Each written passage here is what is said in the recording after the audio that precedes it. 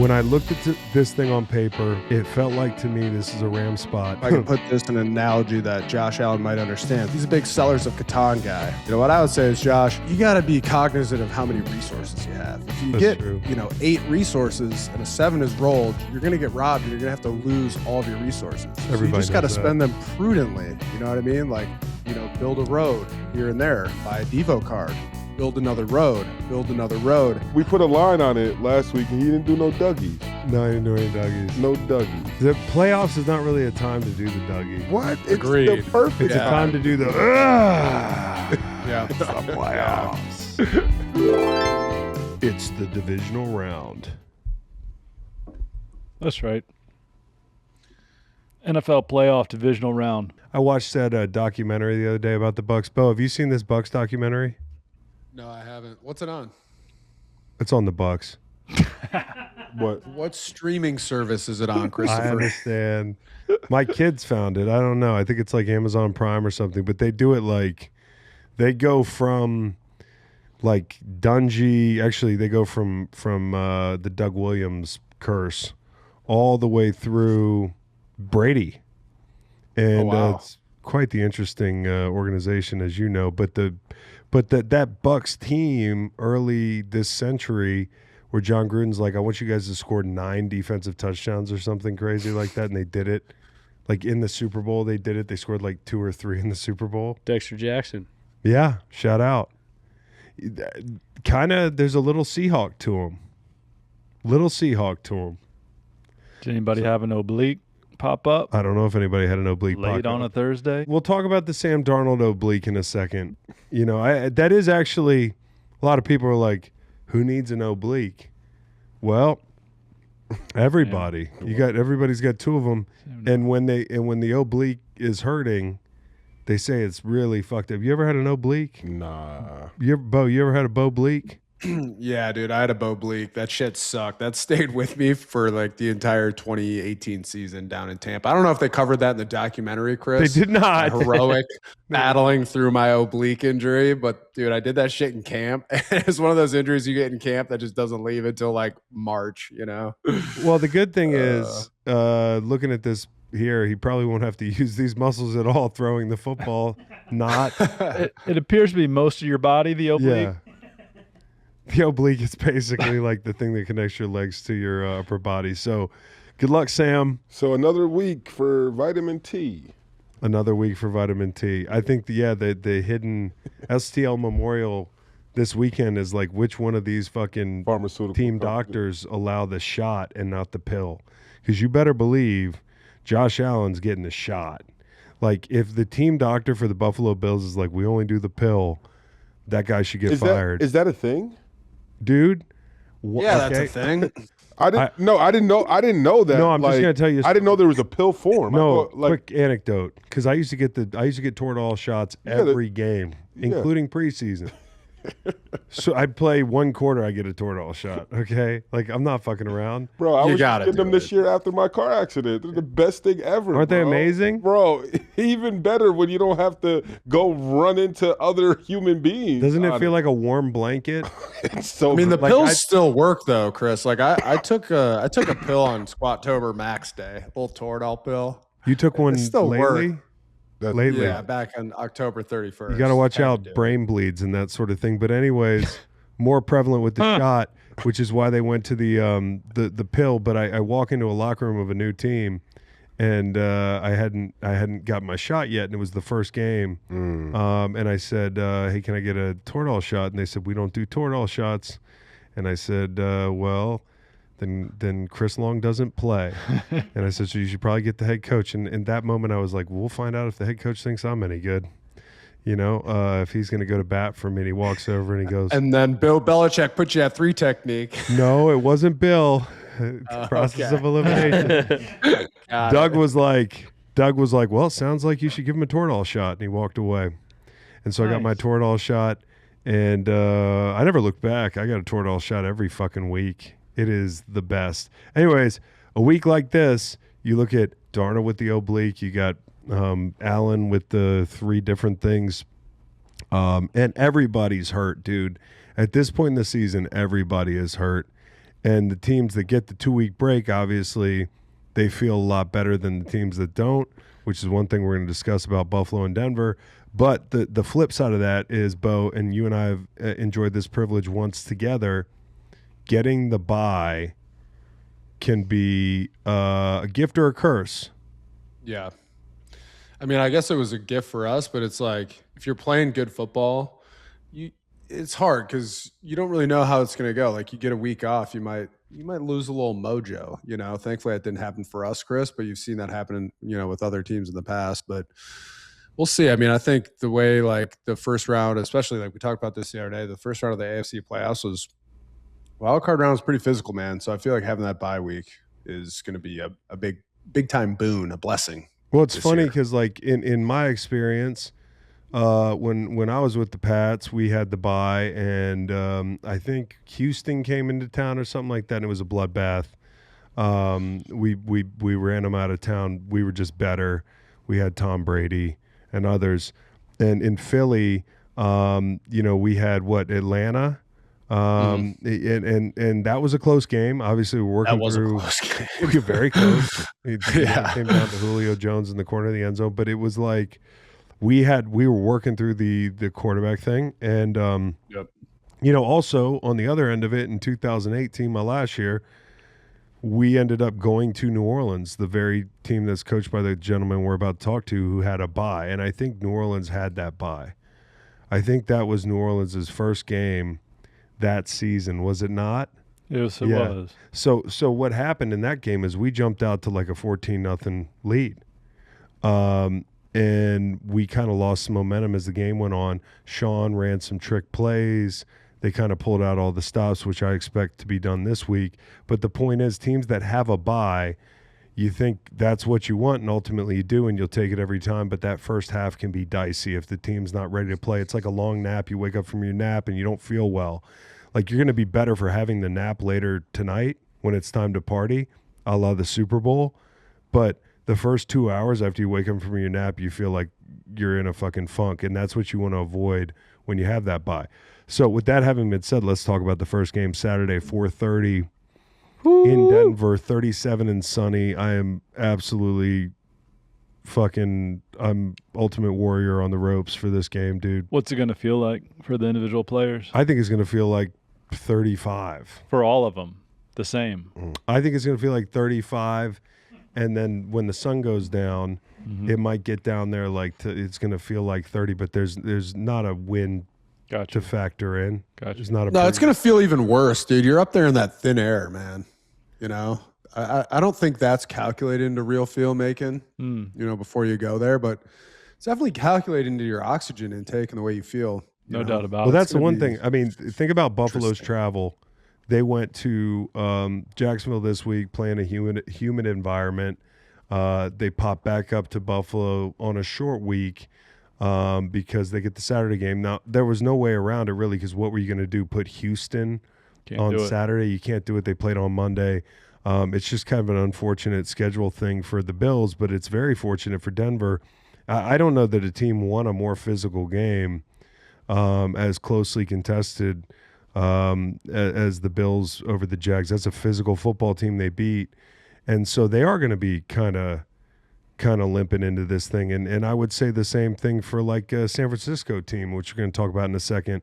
But sometimes like having that that feeling of like, if you haven't gone to sleep for a couple of days, we're doing more party analogies, but like you get that second wind and you're like, damn, what am I working on? 3 hours of sleep? I feel good. It's just, when does it catch up to you? And for Buffalo, they are going to be running on fumes. I think the rest factor's big. I came into this game and I asked the question, and I don't mean to be disrespectful. I said this on Whitworth and Fitz podcast. Shout out to those guys. Or should I say Fitz and Witt? I don't know what they prefer. I said, and this was really to frame the game in the context of like, Denver's been a wagon all season. They won 13 of the last 14 games after starting 1-2. Like they're wagon mode. What makes you think the Bills can beat them? Well, I would ask you the question, what's so different about this team this year than last year? I think the biggest difference, obviously there are, and I had plenty of Broncos fans on Instagram, they posted that social telling me, what are you, a fucking moron? We added Hufanga, we added, we added Dre Greenlaw, we drafted Harvey, we got Evan Ingram, all this stuff, and I hear you. I understand all that. The sum of the parts to me are not too far off. Denver last year took Cincinnati to the fucking wire to finish the season, and then go into the playoffs, and they're playing Buffalo in a closely contested ball game into the third quarter. So this isn't the insult you think it is, but to say that the team is totally different than last year, I don't know the answer to that. I think, and that's from a Bills perspective, looking at it and saying, why can't we go up there and win this game? Last year that ball game's close, and then the Bills pull away in the second half, and I just, when you talk about the playoffs, you talk about, a lot of people tend to lean, hey, quarterback when I'm not sure. The fucking throw that Josh made to Ty Johnson, I went back and watched that game. Do you remember that throw to Ty Johnson in the end zone? He changes his arm angle. It's a 35-yard piss missile. And from the end zone tape, when Ty Johnson, he's not even in the picture when he throws the ball. You can see the L, and the S in Bills. Ty Johnson enters the screen left to right after Josh releases the football. He catches it on the S. It was just, you want to know why you give this team a chance in Denver? It's that. Now, there's a lot of factors in this game that I think add up to saying Denver's a better team and everything, but again, 13-1 after starting 1-2. These are the quarterbacks that they defeated in this span. Browning, Jalen Hurts, Fields, Dart, Prescott, Mills, Geno, Mahomes, Mariota, Smith, Love, Oladukin, and Lance. It's a mixed bag, okay? So there's plenty of reason for optimism if you're a Bills fan. I think the reasons for being a little bit cynical are Josh Allen comes to town without Davis or Shavers. He has legitimately 3 fucking healthy wide receivers. If a wide receiver gets a hangnail the night before the game, they're going to be in 3 tight end sets all fucking day. And I think the superpower of this team is they're comfortable in those situations. So while I do look at the wide receiver room and I say, it's thin, you got Shakir, Samuel, Keon Coleman. Shakir caught 6 balls last year in that game. The other wide receivers caught 7. And the wide receivers that caught the ball for them were Samuel, Cooper, and Coleman. Okay, so they're used to this shit. And as much as Denver will own the perimeter, I think the Bills have to expect to win the middle of the field. Backs against the backers, tight ends, staple of this offense. Perimeter screen game has to be important. It's an extension of their run game with Shakir. We saw that a lot last week. And how Denver plays those bunches and stacks are going to be important. How much man coverage do you want to employ in key situations? Because Josh's legs will show up in gotta-have-it moments. So that's the pass phase when they have the ball. I think, and Cowboy, I don't know what you think. I don't know what you guys think. But I think the run phase is actually going to yield some success for them. I had a lot of people tell me this week, hey, Denver's number 2 in rush defense. They were last year, and Buffalo ran for 200-plus on this group. And Josh was a part of that whole thing. So I see them getting big, extra offensive linemen. I see them running outside zone. I know that Nolan had pulled some numbers on duo, which were less than optimistic for Denver's defense. I just am of the belief that when you get this group in there with their underfront and you've got a bunch of guys on the line of scrimmage, you got big old guys in tight fives or, tilted in, and you've got your best players all the way out on the hash because of all the bodies on the line of scrimmage. The vertical seams show up when you stretch this group horizontally. And so I do think the run game is going to be a part of it. 17 extra line plays last year in this ball game. Right now we're talking about the Bills with the ball. What are y'all's impressions? I am nervous. Josh Allen quick throws. One of the best in the league at it, 12 touchdowns to just 1 interception and a 115.2 passer rating on quick throws. The Broncos, we are 17th in defensive efficiency defending quick throws. So if he just tosses that out, which seems screens, pop passes, which seems like they might game plan that a lot because of their wide receiver deficiency. Has to be. Yeah. Your wide receivers are the tight Knox, ends. Kincaid. And I do think Samuel, who had a big game last year in that game, factors in. I mean, I've always liked him. Yeah. And I think Jackson Hawes is a weapon in his own way. One of the biggest things in this football game is going to be controlling the edges. Those guys are demons, dude. So whether you're bluffing them, right, getting them to run up the field, getting the three tech and the edge player on different levels, which is a big theme in Buffalo's run game. If you can get guys on different levels, I think you throw the kitchen sink at them. Jackson Hawes is a real good blocker. You could do it one of two ways. You can do the old Micah Parsons technique where you throw the kitchen sink at the guy and have him standing there looking around at his keys, or you can just pound these fucking guys and get downhill. Gap scheme runs, yeah. Yeah, or like exactly what you were saying, Chris. Good way to slow those dudes down is extra, offensive linemen, and just say really early in the game, hey, this could be a physical game, And if you start that way in the first quarter, it definitely will slow those rushes down, and you make some hay in the run game early. It'll set you up well for play action and things like that. But I also think offensively for the Bills, big tight end game. I mean, you mentioned it briefly, Cowboy, but Kincaid, Dawson Knox, I think they're going to be good. And to me, that that kind of tight end middle of the field action marries up really well with some of the play action stuff I just mentioned, like a little bit of chip, release, that kind of stuff. So we'll see if that factors in. And just to add in there with the run phase, Chris, you talked about seeing the success they had with outside zone in that game last year in the playoffs. Obviously, the Broncos defense is thought very highly of in the run phase this year. But one concept they have struggled with is duo. It's one of the Bills' favorite run concepts. The Bills, they rank 27th in EPA per play allowed, 28th in yards per play allowed, and 30th in explosive rush rate allowed against duo. So whether it's outside zone, whether it's duo, I agree. I think this could be a big James Cook game, big game for the Bills' backs in the run phase. It just has to be, because you think about going on the road and playing a team that, is going to have all this energy, and, they're fucking good. Denver's really good. Like, you want to possess the football. Last year in this game, I talked about it. Again, they were the number 2 team in the league. I think identical statistically, probably defending the run last year. They go for 210 yards on 44 carries. Denver ran 42 plays. 42 plays. So that's, this is a big deal, like how you can move the sticks against this team. So down and distance is going to be important, positive plays on first down. But I want to, if you're out there, Josh, I know you're a gambler, not BetMGM gambler, but you like to gamble. It's kind of what makes you who you are.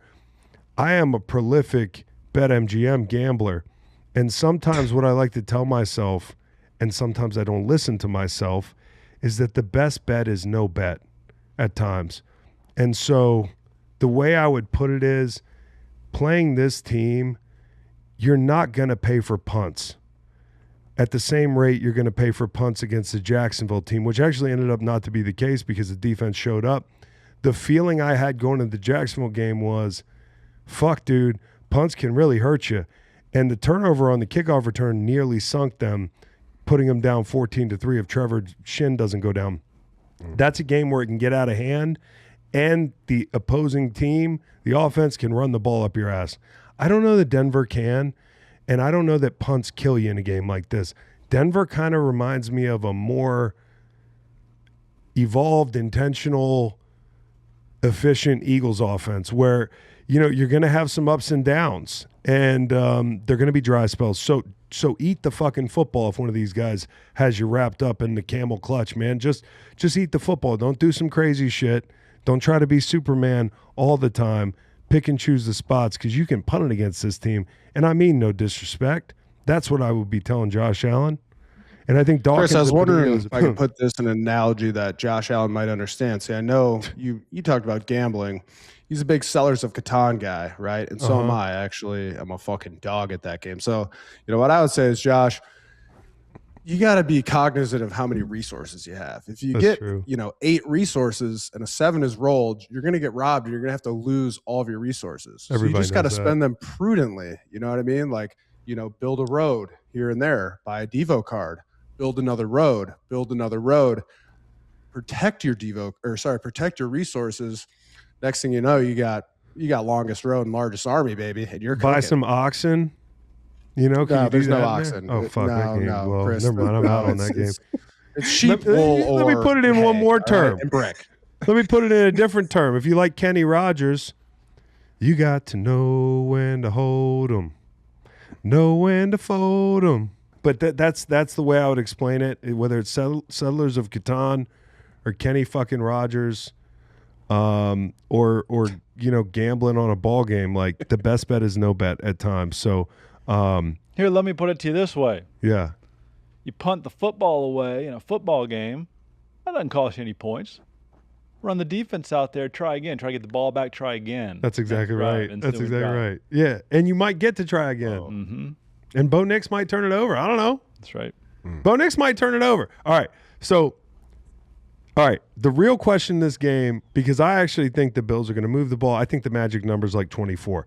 Go figure the team total is 23.5. Okay, it just feels kind of like whoever can get to 24 wins this ball game, right? Like it kind of feels like that kind of ball game. It's not. I don't see it as like the Jacksonville game, where it was like, holy shit, nobody's getting a stop. I think both defenses are going to play pretty well. The question is, how does Denver's offense play? If they can apply pressure, moving the ball up and down the field, and Josh starts doing what we talked about, pressing, Bills become more one-dimensional. Which they do a good job of not doing. They'll still run the ball down a couple scores, but both these teams have the ability to land punches and bunches. Buffalo is a well-known second-half team. Denver authored that huge comeback against the Giants. I just think it's the variability of Denver's offense. If the good Denver shows up, this is going to be hard. This is going to be tough. Now Macon's got written on the screen Denver 14-3. That's Denver. Is that their 14-3. Okay. Yeah. I thought they were 13-4. My mistake. I don't want to take anything away from these guys. I'm not sure if Dobbins plays this weekend, but that's a reason if you're Denver to be optimistic. He wasn't practicing. He was on the field doing work, sideline work, which is the first that he's been back since his injury. So if we somehow make it past the Bills, he might be there in the conference or the Super Bowl round. But hey, McLaughlin, Cubs. Yeah. Hey, why is he needs to get more touches? he gets about 6 to 8 yards. He needs to get more touches, doesn't he? Yeah, he does. Okay, so I think whoever's playing running back in this ball game it can't be a non-factor. It can't be a non-factor. And another thing is Denver, and we've talked about this a lot this year. They've had trouble blocking up their screens outside. They've had trouble blocking up the RPOs. I think RPOs are going to be a big part of this game. I think I think you got to defend split zone if you're playing Denver, right, and everything that comes with it. You talked about the way the backers have improved as the year's gone on for the Bills. They've settled into kind of playing a pretty good branded defense in the pass phase, but the run game, they're still fucking well below average when I watch them play. It's just not a great group. Ed Oliver's practice window open. They might get some help with Ed Oliver, baby. That's going to be big. I hope he comes back. He's a stud. Total stud. Yeah, they could have Ed Oliver back, and they could also have Terrell Bernard back at linebacker, kind of helping that front seven as well. Now, if Terrell Bernard comes in the game, whose place is he taking? I don't know. I would think Dorian Williams. He's not leapfrogging into the guy. I think Shaq's played great, dude. I think Shaq Thompson's played great. But anyways, I think that's an issue for the Bills is obviously the run game, and safety is an issue because as we heard, now you're down to the rookie safety Hancock, or I've been really trying to get the Cam Lewis vibes out on the airwaves this week because I love Cam Lewis. I think, and this isn't the type of game where you need like some big 220-pound safety. It's about being able to run with the seam shots and the verticals and that sort of thing. Like as the down goes on, the Franklin touchdown to get out to a 7-0 lead last year in the wild card, like that's what you got to worry about with this team. I think the biggest factor for the Bills defense is keeping Bo Nix in the pocket. His legs could kill this team. His legs could absolutely kill him with big plays. You talk about like how tricky it is, and you go into a game. I don't think he's like Caleb Williams elusive, where even the right end has to rush like, half speed and cage him. I think you got to be really careful as the left end here. They got some design rollouts where they kind of put that tight end in a chip formation where he widens out. And so as an edge rusher, you don't want to be in that gap between him and the tackle because you're just going to get knocked off, right? And chipped into the fucking B gap. It's happened to all of us. You line up outside that guy. Well, you think he's chipping you. He's going to try to hook you, and they're going to roll him out to the right. So many great throws from Bo Nix rolling right. And then also, if you are in man coverage, as the down goes on, because the Bills don't generate a lot of pass rush, right? And the Broncos have done a good job. Bo Nix has done a good job. The group's done a good job of keeping the sack totals down. Late in the down, it scares you. How is he going to play late in the down as the zones expand? Or if you're playing man coverage, how open's the middle of the field going to be? Because as we know, he can really hurt you with his legs. So I think that's the biggest thing. And I think Milano playing spy. Last year when you guys were coming back and you were kind of in 2-minute mode perpetually, Yep. A lot of 3-man fronts with Milano kind of being the floater. There are ways as rushers that you can tell Bo Nix what to do with his legs. Say you overload the right side with a 3-man front. You throw your left end outside the right tackle you following. But Milano walks up and occupies that guard. Now what that does is allows the left end to take an inside move. And what's going to happen now, Bo's going to go this way, and Milano can scrape over the top. Like little things like that, little games that invite him to play the card that you're expecting him to play. But you have to be careful. I think Milano does a good job as a spy, though.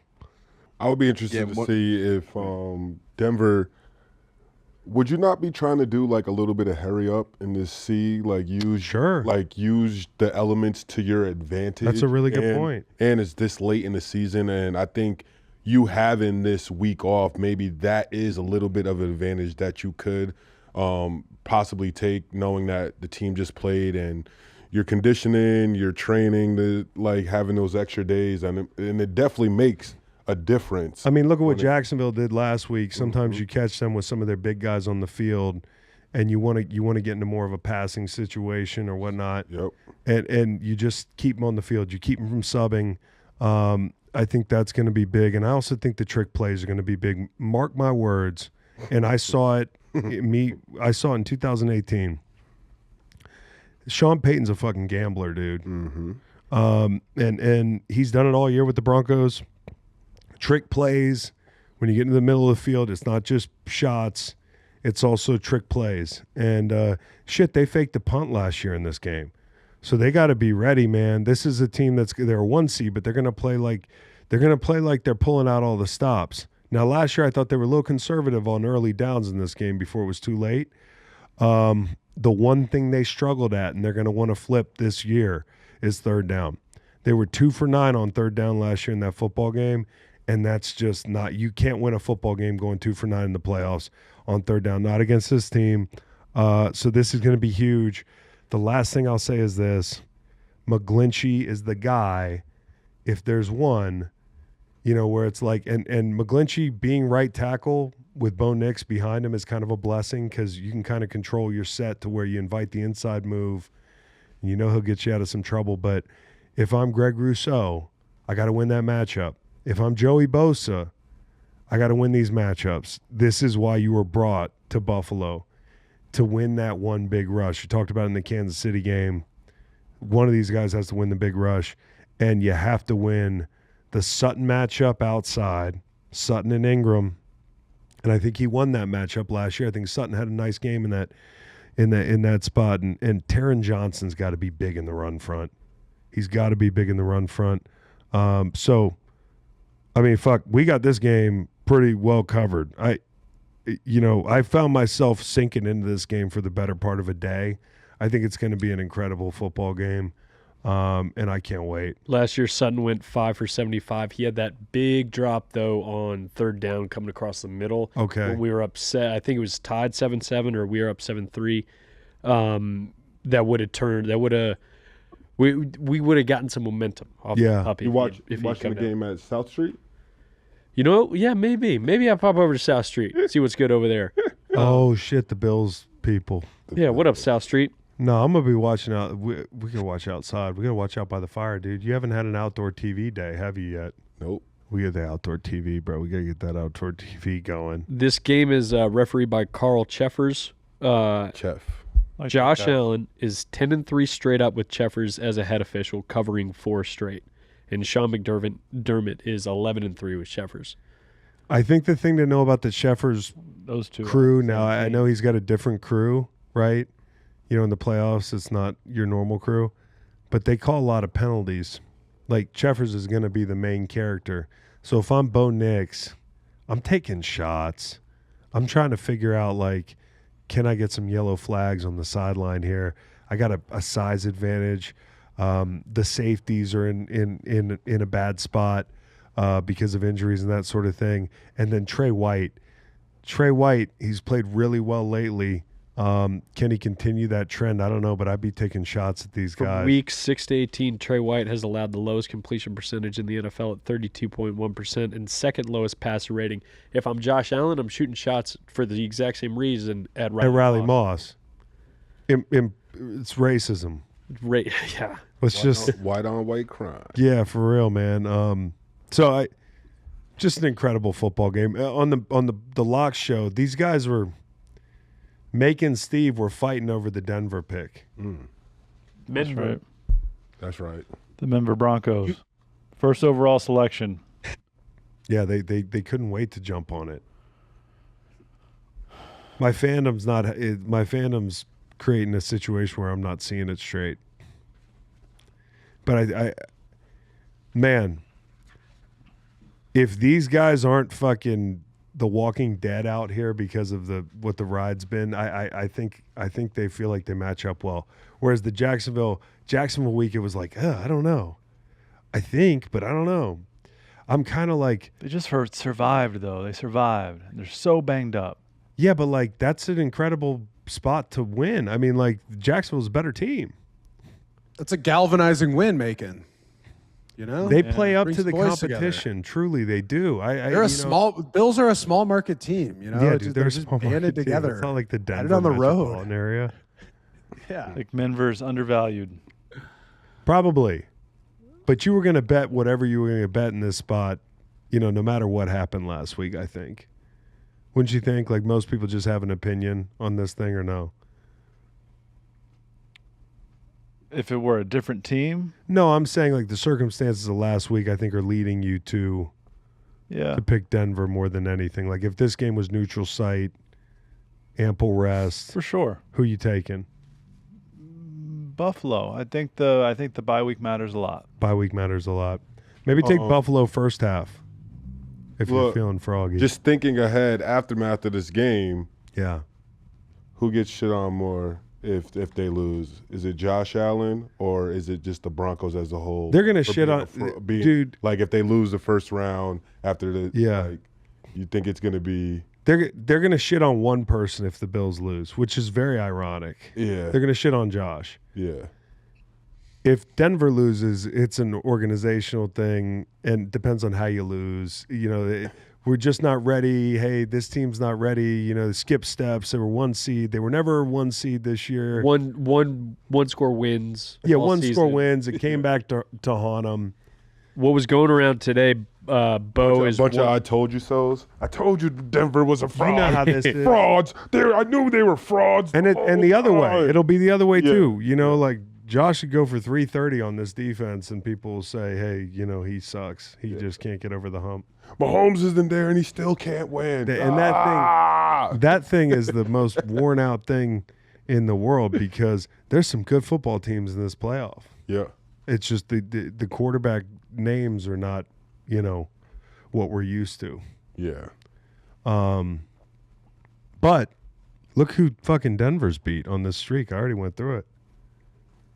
Yeah, no, it'd be a shame. I mean, they went to London and beat Justin Fields. You remember that game? Shit, yeah.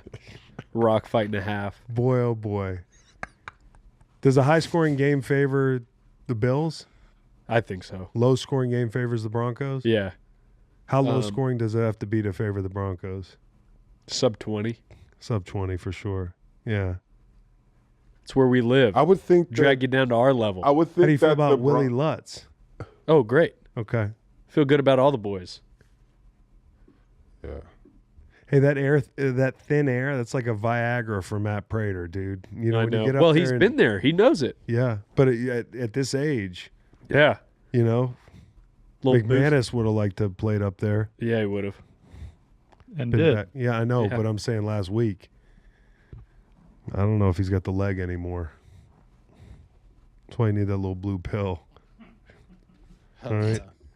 I'm not talking Adderall. All right. Oh, Adderall's orange. You're talking boner pills. Adderall is not always orange. It's orange now. No, it's not. I have a script It's and not. it was blue. Oh. Yeah, you got the orange ones? Yeah. You got the blue You ones? got, you, I quit them. the blue ones are stronger. That's too I just strong. got them That's- sitting in my cabinet for if I ever need to like win a chess competition A Scrabble, man. and lose like lose all my joy, but focus well. You know what I'm saying? Totally. You play chess? No, I don't play I chess. was about to say I'll smoke you in chess. Well, I'll meet you at the park. Word. All right. So then 8 p.m., 43 and clear in Seattle. Again, oh my God. The games outside is going to be a bunch of fucking blizzards. It's going to be terrible for the quarterbacks. Perfect weather. 43 and clear.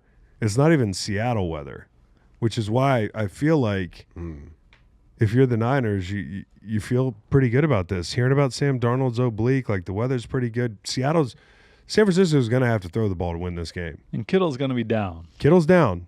He's already down. We know Tonjes. he has a fucking massive hangover Tonjes. from drinking a whole bottle of Casamigos last week. Yep. Tonjes has been here. Tonjes has been here. Juszczyk's got to step up. You know, you talk about like some of the insane catches he made last week. Beautiful. You know, Kittle it hurts, man. You know, you talk about some of these edge players that are just so dominant in the run front for Seattle. Like, you need that alpha at tight end. So what do you do to work around him? I'm not really sure, but I think for San Francisco, taking the ball in this game is the move. That sounds crazy, right? Take the ball, try to go down and score. That's what they did last week. And it took the air out of that stadium. It really did take the air out of that stadium. And I think the first possession of the game for San Francisco is so important. You got one of the best play designers in the history of the NFL. You got your script. This is matchup 3. You always talk about matchup 3. Who does matchup 3 favor? I think it favors the best coaching staff, right?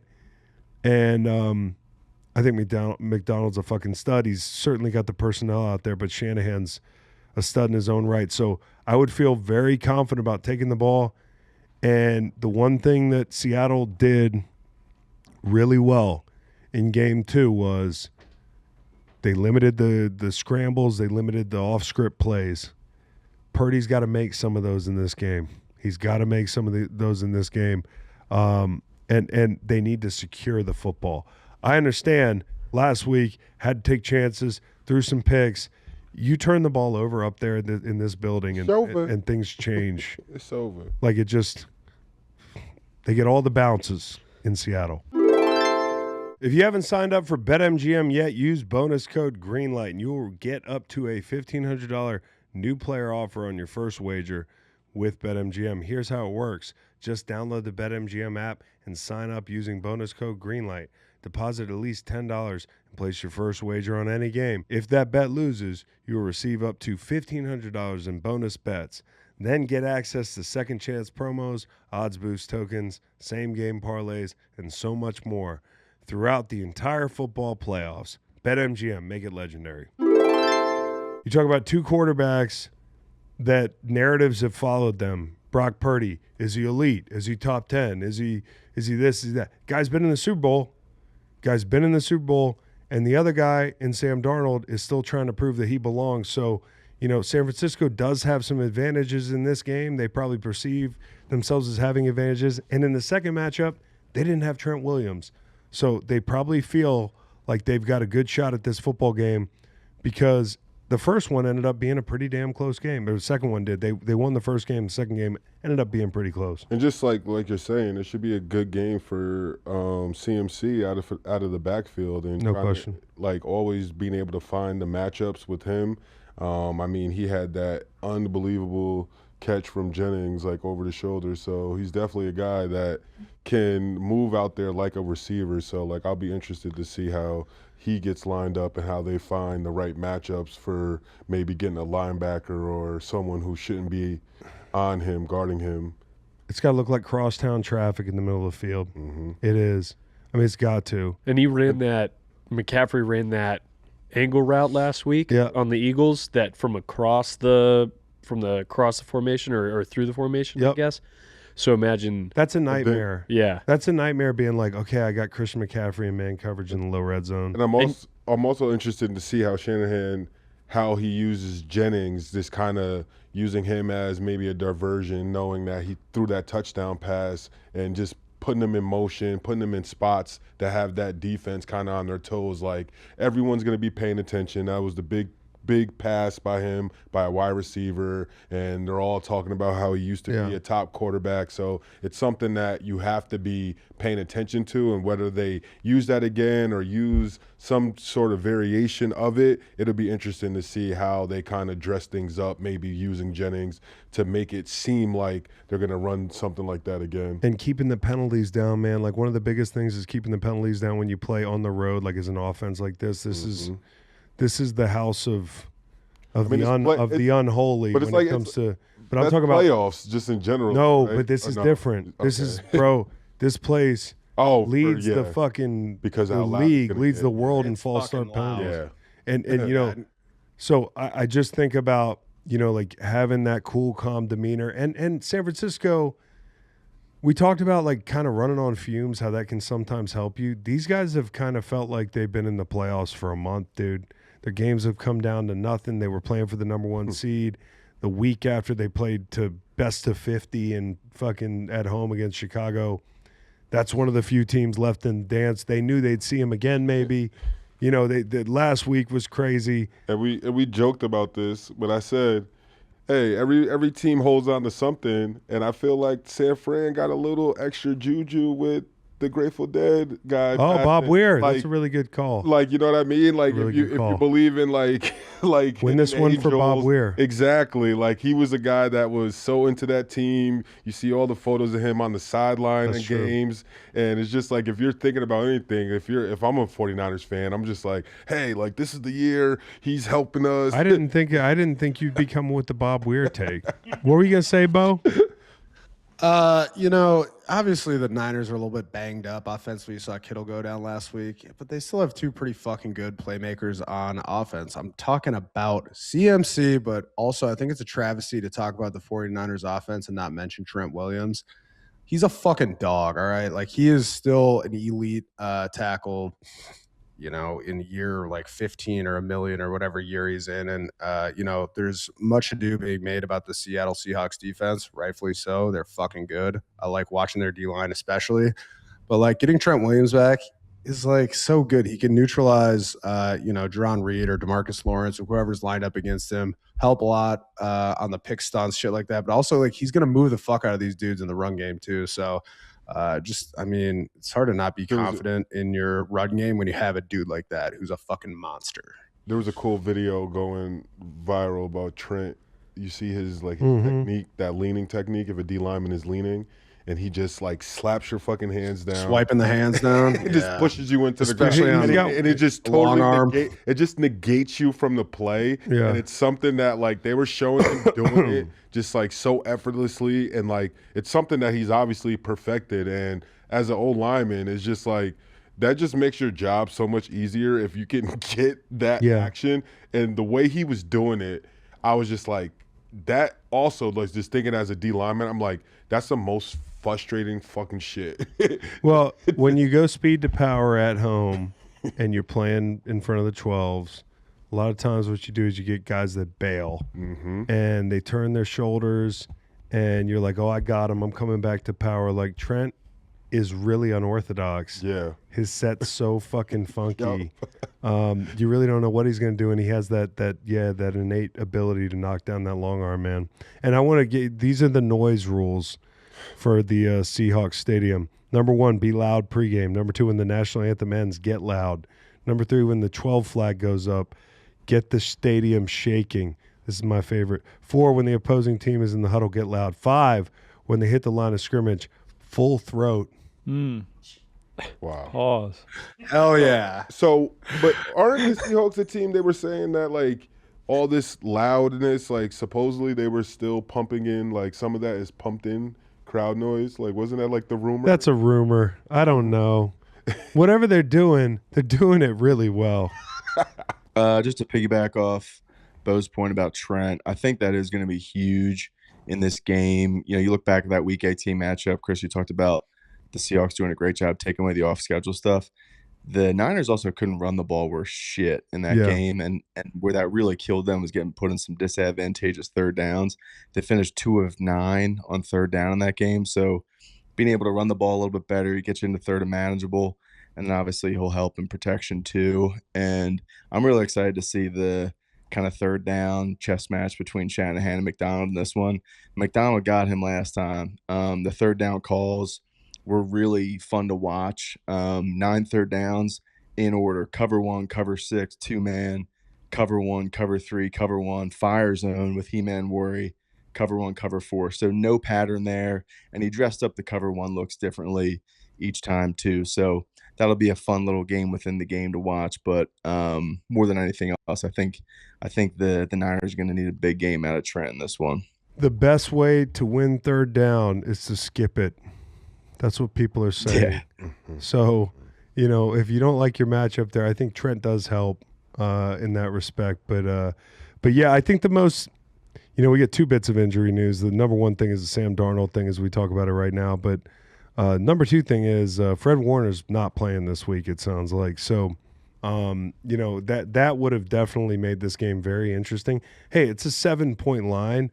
Seattle's favored, and they're favored for a reason. And I think a lot of it's going to come down to the play of Sam Darnold, not to be Captain Obvious, but if you're just okay, you can win this game.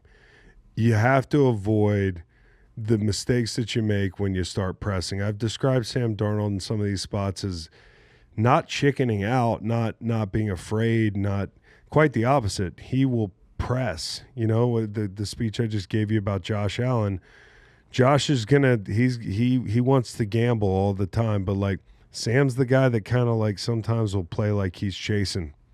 And you know, like late in the down, you know, check downs can be a little bit of a dangerous thing to watch. You know, work in the middle of the field can be a dangerous endeavor for him. And I think Salah's got these guys playing with great intensity. They feel like they got nothing to lose. You know, that kind of like the nobody believes in us. You know, you hear a lot of teams wearing that out. They're not really making a big deal about it, but I think privately that's the way they're operating. They have to get control of the perimeter run game. Seattle was all over them in that aspect of the football game. And they're also saying, hey, how different could the game have been if we don't let up a 3rd and 17 run in a low-scoring football game that leads to points and things like that? And, you know, Seattle's saying, and I think this is where the game really comes down to, in my mind, Seattle's saying, dude, we got down there a lot. It should have been 100-0 at halftime. And we didn't finish, right? We didn't fucking finish. And part of that, you know, like not to single Sam out, but like there are plays down there in the low red zone early in that game where I'm like, man, if your eyes are in the right place, that's 6. And so, you know what, he didn't make the big mistakes in that game, you know, and it was a huge football game for the 1 seed, and we laud him after the game.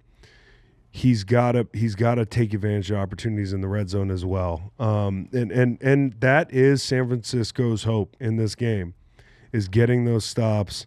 And turning 7 points into 3 points because you know, nothing's more demoralizing for a home team than a long drive and a field goal. And, Seattle finds a way to punch this ball in the end zone early in this game. That's the reason I talk about Shanahan being aggressive early and trying to get a lead and taking the crowd out of this football game. But I think Darnold's done enough to beat the allegations so far as who he was at, prior stops. He's a good NFL quarterback. But to now sit at the big boy table, which is a phrase I don't like using after the Herbert performance the other day, but to stake a claim as like, hey, you win because of me. You got to win a football game like this. You're 7.5-point favorite at home. And so the run game's huge. Staying on schedule is huge. And being careful, work in the middle of the field. I think Saleh's going to set traps. I think that's, if you're Robert Saleh, whether it's a sim pressure here or there, or it's more pressure, period, because you can't get a lot of pressure with the guys that you have rushing for. I think Bryce Huff has to have a big game. It's funny to say that in the divisional round, to say like a team's hopes and dreams come down to like how Bryce Huff plays. But that's where they are up front. Like, they need somebody to win a rush. He is their only pass rusher with over 50 percentile pressure rate on the season.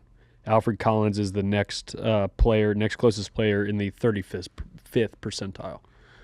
Yeah, Again, it's funny to say that, but Huff's got to step up. Yeah. And the one thing that Seattle's got going for him is like, hey, I keep saying Bradford's going to get him beat at some point, but I don't know if this is the week you're terribly nervous about that happening. So it is about the run game. It's about getting them into third and longer, and Saleh's got to have if Saleh can churn out his magnum opus, dude, he's going to be a head coach like quicker than you can. Yeah. He's going to get that, Steelers job maybe? Kurt Signetti.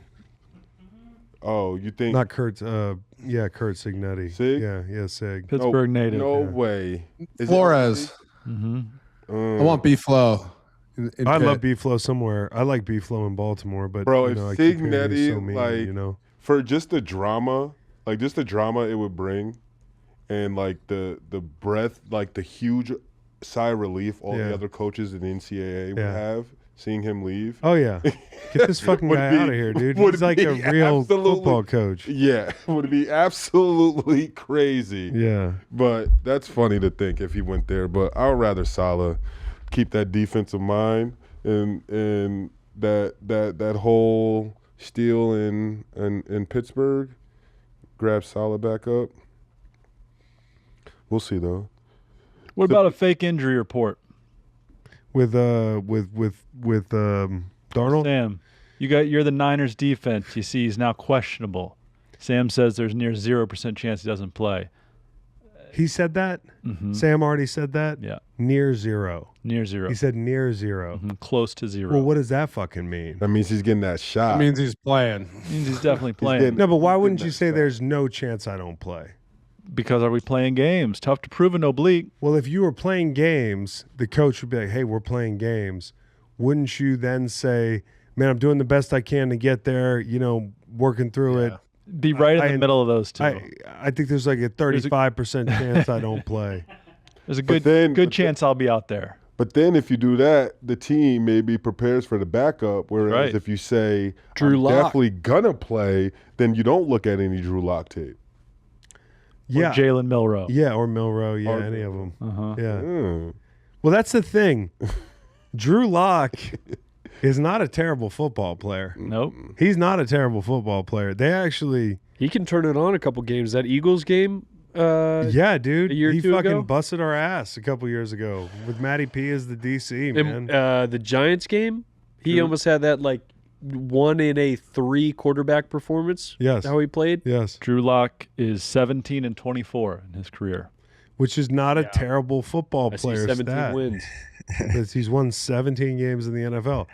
And the thing you gotta know is you're playing the Niners defense. They've been playing their ass off and they've been playing above themselves, but like, come on.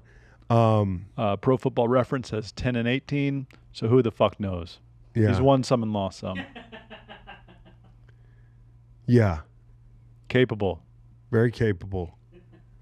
Late in the down, they're going to be hunting explosives. When you play a team that doesn't have a great pass rush, this Clint Kubiak outfit can hunt the explosives, man. So, I would avoid getting to late in the down.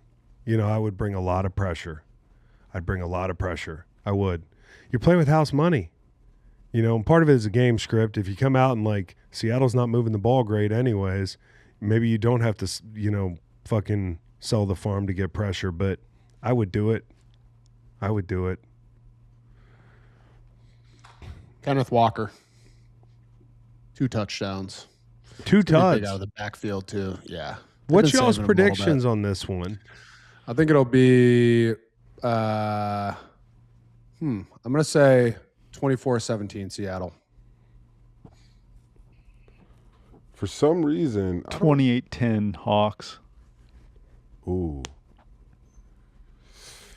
I think it's close. I think it's close too. I just feel like, I don't know why I feel like 49ers are somewhat of a team of destiny, but just maybe just the way they've been the definition of finding a way to win. Everyone's talking about how hurt they are, and I feel like going against Shanahan is just like, yeah, like, go against me. Like, it's tough, man, because one thing that Seattle hasn't always done this year is start fast. And you talk about that, being that 1 seed, being the home team, like, being at home can kind of turn into a house of horrors if you start slow. And so I think, like, has 2 1 seeds ever lost in the same day, like in the playoffs? Probably. I would imagine. Yeah. Certainly. I feel like I wouldn't, as crazy as that sounds, like, I wouldn't be that surprised if that happened this Saturday. And in the same way, like Macon's saying, I wouldn't be surprised. Divisional round if of it's a 2010, blowout, the Patriots and Falcons, and the 22 playoffs, Packers Titans. Wow. Also. Yeah, like, just like Macon said, like, I wouldn't be surprised of a just Packers blowout. lost 2. San Fran. Titans 22, lost yeah. 2. Cincinnati Bengals. So the Tannehill, we've had enough. Right. We just got the number 1 fucking seed, and you ruined it. But the Bengals were almost a team of destiny, if not for Logan Wilson in the red zone. Referee report: John Hussey will be Hussey. the main zebra in this one. That Hussey. Since 2020, the Seahawks have lost 5 straight outright with Hussey as head official, and Kyle Shanahan is 6-2 straight up with Hussey as head official, but 0-2 straight up with Brock Purdy and John Hussey as the head official. The Purdy Hussey. Purdy Hussey. I've seen a few of those. I just hope I see I was disappointed. I didn't see a Brock Purdy. We put a line on it last week, and he didn't do no Dougies. No, he didn't do any Dougies. No Dougies. The playoffs is not really a time to do the Dougie. What? It's Agreed. the perfect It's a time to do the. Yeah. It's the playoffs. This game's meme gonna be dancing. electric, dude. This game's going to be electric. Oh, you're up there in Seattle. You can't even fucking me to you. You can't hear me. Yeah. You can't hear me. You think any Good Hussey.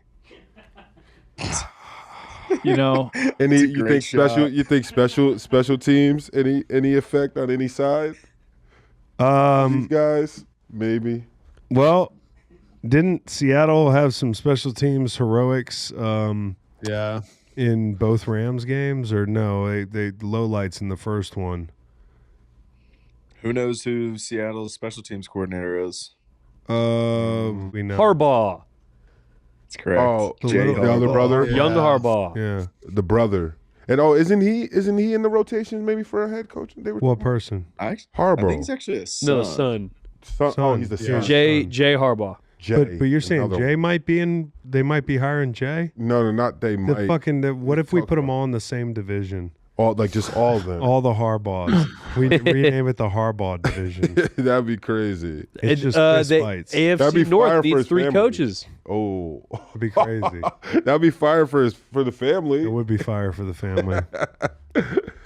Yeah. So John Hussey, American football official. I would love to find out what these guys do for a living. Who is John Hussey? That's a good one. There's some website that lists all this stuff out. that John listen- Hussey is the CEO and co-founder of Cuddly, a nonprofit platform helping animal welfare groups with fundraising, wish lists, and donations. Oh, that's nice. That's what's up. Hey, what does Carl Cheffers do? Isn't he like a tech guy from California? Non-profit, huh? Carl Cheffers' job. Yeah, nonprofit, huh? Day job, works for a company manufacturing automobile batteries. Ooh. With this USA Today article identifying Johnson Controls batteries. What if he's as just on his an assembly employer. line, 9 to 5 assembly line? It would be hilarious. That's why he gets out there and fucking. Okay, he's a sales manager for Johnson Controls batteries. Johnson Controls. Hey, with Sam Darnold, Sounds about right, Bo. if it's if Johnson controls Hussey. Yeah. if it is Drew Lock or Jalen Milroe, Yeah. Not. Neither. It's not. Oh, would you even be that upset because Jalen Milroe. Yes. since weeks 10 and 18, Darnold has had a minus 0.05 EPA, which is 27th and only 7.5 yards per attempt. That's telling you. down from That means nothing to me, cowboy. I'm That not even means allowed to- something, bro. It They used to definitely get means that whether they shit say or no. in the And it- meeting rooms, and I'd be just fucking, throw puckered. that shit in the garbage. Yeah, dude. It It's a playoffs. no, that means something, Bo. Man, if Those not numbers trending tell down. a story. Weeks not 1 through 9, Darnold 0.25 EPA, which is third in the NFL, and 9.6 yards per attempt. That was first. let me tell you Might as something. well be Does the speaking Spanish, Kubiak- cowboy. Does the Kubiak thing wear off as the year goes on? Well, I don't know if you saw, but Gray Zabel said that Kubiak was a shitty coach, and He said that? no one should hire him. He jokingly. Oh. Yeah. He said that. Gray Zabel. I respect the guy, but I saw him mic'd up and I was like, man, You know. Calais Campbell's probably right. You never Yeah. had a one-on-one. Remember it was the end of the game and Campbell, like, they're down 4 scores immediately. And Yeah. Campbell's like, well, I didn't really get a chance to rush you. And Zabel's like, yeah, sure. And all the Seahawks fans are like, yeah, he owned him. I'm like, dude, you know how this works? Gray Zabel calls his offensive coordinator Clint Kubiak the worst coach ever. Clint is not a good coach. Don't hire him. Clint is the worst coach ever. I love that. Nice. I love that. That's Cowboy. You know, Gray Right Gray there. Zabel's a good football player. North Dakota State Bison. Yeah. Bison. Shout out Zach and Jackson. He's all a 6'6", huh? Damn, dude. He's a fucking 6'6" guard. You don't see that every day. Kyle Look, Long. Kyle Long out there. Okay. So I think that ball game's going to be a barn burner. It'll be a good one on Saturday. Barn burner Good not being Saturday a high football. scoring game. I took the under when I found out that Sam Darnold had an oblique. All right, Sunday, man oh man, full week's rest for Houston. Good for them. 6 days rest. They're going to play the Patriots in New England. It's 35 degrees and you got a chance of snow. What does that feel Ooh, like? hell yeah. It just feels like football, dude. It just feels like football. It is a shame we nearly have 4 grass surface divisional bouts. What has gotten into the NFL? Don't touch that dial. Keep it right here in perpetuity. I never want to see a fucking indoor football game again, and preferably less grass. All right, Houston at New England. You got to play on turf in this game. According to Pro Football Reference, dome teams are just 2-15 in sub-freezing temperatures during the postseason. Sunday's forecast is 24 to 35. I'm pretty sure they just won a game in Pittsburgh. I don't know if that was sub-freezing, but the cold did not look like it affected those gentlemen on defense. And I don't think the cold was what made C.J. Stroud turn the ball over nearly 6 times. That was just an epic. Point shaving episode. Man, it felt like he owed somebody money, dude. Can I say something? Yes. Is it crazy to think that I would think that the Texans would be the Super Bowl favorite if Davis Mills was playing? I don't think it matters. I said this at one point this season. Yeah. I don't think it matters who plays quarterback, except for on 3rd and long. But it's just which is kind of a big part of the game. And just not turning the ball over. No, I hear you. Don't turn the ball over. But like that was awful last week. Like, and part of it was, I thought his eyes were up a lot. Where like he was kind of focused on the backers and at the snap. Yeah. Well, part of it is hey, the snaps are coming and they're early. So some of it's on the center and some of it's on him. But more than anything, some of these plays where it felt like. I was talking to Whit, and Whit was like, yeah, he looked nervous, and I thought he looked quite the opposite. I thought he was too chill. I thought he was too relaxed with the football. Like, he came out there looking very calm in that football game, and there were some situations in the pocket where, like, the house is burning down, and he's just not moving, bro. And he's, trying to throw the ball, but he's fumbling and that sort of thing. You end up with a strip sack on the Sawyer on the big tackle thing. He runs by Ingram. This is a game. You can do that against Pittsburgh. I don't think you can do that in this game. So they absolutely have to take care of the football. Bar none. Number one, got to do that. This is a Caley homecoming. He was Rams tree guy, but roots in Patriots land, and famously, once this offense run like a Tom Brady offense, right? Once wanted to give C.J. Stroud more autonomy, more checking into plays at the line. The run game is reflective of the L.A. kind of stuff, I think. But it's like a mishmash. I don't know how you say that. How do you say that? Mishmash of, L.A. and New England. And on the other sideline, you got Josh McDaniels, who's seen it all and was right there for all the Brady stuff. And so it's a really interesting matchup. You also have Caserio coming back to fucking New England. It's just, this is a really cool football game. And, I think one of the things that's going to be interesting coming to this game, and I don't think they're going to make as much hay doing it, but they were able to run the ball last week. That was one of the things I was most impressed with in Houston's offense was the run game. You would think that New England's going to stop the run, but I also thought Pittsburgh was going to do that. So maybe this is a thing that they can start to hang their hat on in the playoffs. I love what I saw last weekend against Pittsburgh. I think Stroud can win the middle of the field. We talk a lot about, like, I've been impressed with the way he's looked throwing the ball over the middle of the field, especially on 3rd down this year. Like, late in downs, climbing the pocket, 3rd and long. I'm talking about, I thought that 3rd and 15 last week was the biggest play of the game. Now, that's like a deep over or something like that. It wasn't like a dig. But he can hit the fuck out of a dig. They can play the high-low game with those backers. New England's strength is probably not the second level in the middle of the field, although the safeties, young players have played well, right? You've got 2 young safeties there. They totally reinvented that room. And as much as I really like those guys, like, they are young safeties playing in the playoffs. And so for a team that's taken some shots, I'll be interested to see how aggressive they get, because I think Stroud's done a really good job of adding that vertical element, which I didn't think was there as much with Davis Mills. But I was with you. At certain points this season, usually when I'm betting on the Texans and Stroud does something stupid, I say, it doesn't fucking matter who plays quarterback. It's just about the defense. I think Milton Williams elevating this group is obvious. That was easy to see last week. I think the Trent Brown thing is a big deal. Don't know what's going on with him. Somebody mentioned he wasn't practicing. Yeah, he has not practiced yet this week, nor has Danico Autry on the defensive side of the ball for them. The Trent thing is, no pun intended, enormous. And Nolan, you made the comment on Monday that you were like, he looks even bigger. I don't know. He is. Well, it was so interesting because Bo always says, you don't like wearing the whites. And Trent Brown, I'm like, how does he look even bigger? He's like the biggest human being alive. And he looked like giraffe.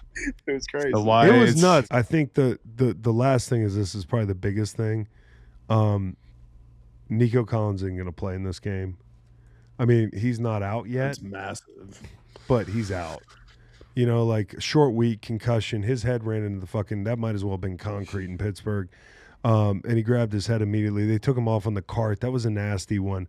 it's the type of one that if they win this game, like it might still be lingering next week. Mm-hmm. And so, how do they play without him? They played pretty well without him this year.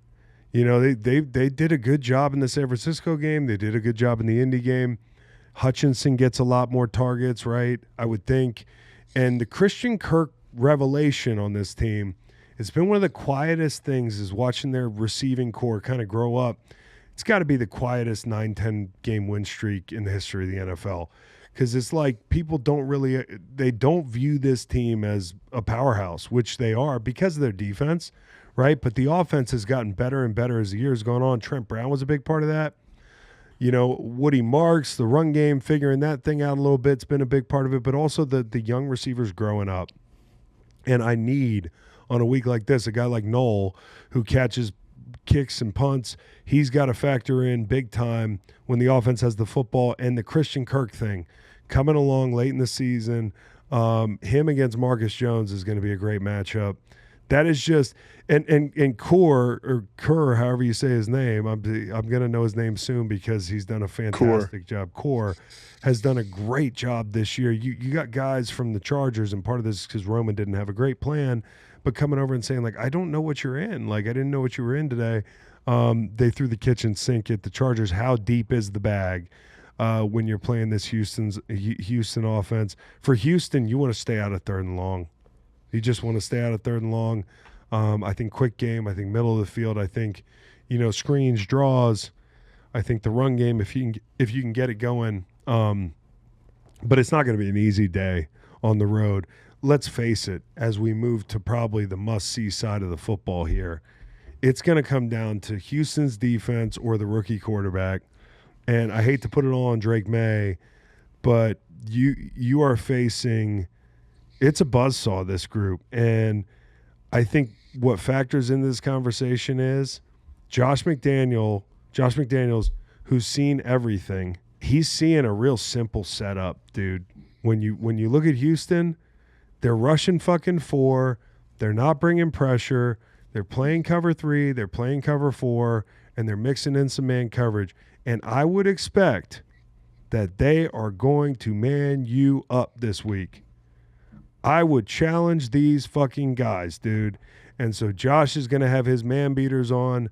And if you're playing cover 4, you're playing cover 3, and you're tackling things top down, we see how good of a team Houston is at rallying the football and tackling. Like, they're violent. They make you pay the tax. So if you want to work the quick game, if you want to be late in the down to one of the running backs, and I do like the matchups for New England against those linebackers, but if you want to do that, they're going to make you pay the tax. And so I think Josh figuring out, like, what do I want to do against a very simple defense that in a lot of spots, I don't know what's going on with Morgan Moses. Did he practice? Yes. He did. Okay, that's a good thing. Yep. You got your left side of your line in Campbell and Wilson. But those guys, big game for those guys can all be beat by this group. And so, to me, it's about the mano y mano, the man on man. That's what my D-line coach used to say, mano y mano, which he meant hand in hand. meant as one-on-one. He used to tell us one-on-one. Mano that's mano. not loosely how that translates, Mike Waffle. Hand in hand. Isn't it hand in hand or something totally different? Yeah, hand to hand. Hand to hand. He used to say mano y mano, man on man. And we used to be like, I just looked it up, coach. It's hand to hand, dude. He goes, mano y mano. This week, man. Is he right? Mano a mano, Spanish for hand-to-hand, describes a direct one-on-one confrontation or collaboration between two people. Okay, maybe Mike Waffle was right. He's right. Often used in sports. Means I want to shoot the fair one. To mean a fair equal challenge. Well, this is not a fair one when you talk about the tackles and the edges. It's just not for anybody. And save for maybe Philly, which we never saw that matchup, but like a healthy Lane, a healthy Mailata. But other than that, like, these guys walk into any stadium and they have an advantage. And you can really see having 2 all-pro edges, what it does to other teams' game plans. It just all kind of centers around these 2 guys. And then you forget about the fact that you got Stingley back there and you've got cover guys that can man you up. This is going to be a big challenge. This is going to be a big challenge for these guys. Will Campbell, after the wild card win against the Chargers, where a lot of people gave him shit for not having his best game, I don't give a fuck what anybody else says, to be honest with you. It's easy to type behind a Twitter account you know is fake. I hold myself to the highest expectation of anybody. I want to be perfect, and it's hard for me to get told that it's not. It's hard for me to get told that it's going to be hard to be perfect. I love his attitude. I've always loved his attitude, including the way he talked about people that said he had short arms and that sort of thing. Like, he just has a confidence about him. And Vrabel brings that out in guys. So I think this game, when you look at like these two coaches, DeMeco Ryans is got his hands full, because when you talk about like a game manager at head coach, there's not a lot better than Mike Vrabel. Understanding situational football, understanding complementary football, understanding when to punt, when to go, when to challenge, when to call a penalty on yourself. You famously got the better of Bill Belichick. He's got little tricks up his sleeve. And so DeMeco, who's a fantastic culture coach and has built this defense into a superpower, he's got to win this game as a head coach. And this is a tough challenge, because there's maybe nobody better at these muddy spots than Vrabel. We call them Vrabel spots, but this is one with a low total that kind of fits the bill. The last thing I would say about this side of the ball is Houston's Achilles heel, if they have one. I think it's two things. I know people say you can't run the ball in Houston. You can run the ball in the interior of this defensive line a little bit. You can try to go gap scheme, get them running up the field, kick people out, down, pull, like whatever. But another thing is the quarterback run game, the scrambles. And it's something that, you notice if you watch, but the numbers really back it up more than anything. It's one of the least prolific defenses against scrambling quarterbacks. And I think one thing that obviously Josh McDaniels is going to have to do in this game is move the pocket. And so slow the edges down that way. You got some run game, some screen. I trust Josh in this game. I do. I just think Houston keeps it close. I gave out Houston to cover. I believe that. And I felt okay about the Chargers going to New England. I feel better about Houston going to New England. If that makes sense.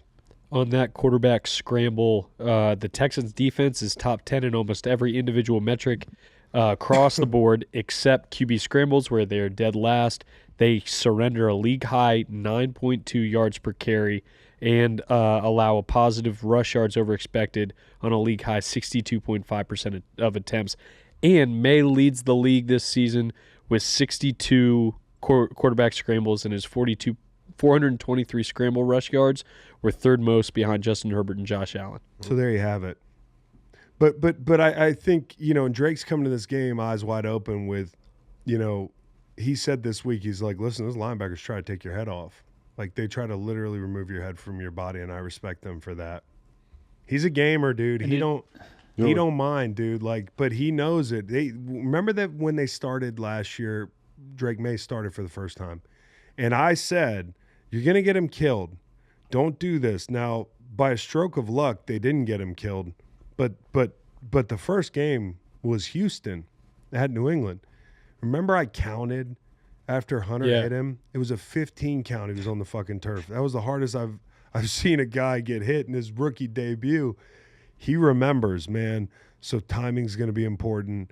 Also, how many guys can get out in the route? You think about like shipping out and spending bodies in protection. It's going to be an interesting chess match.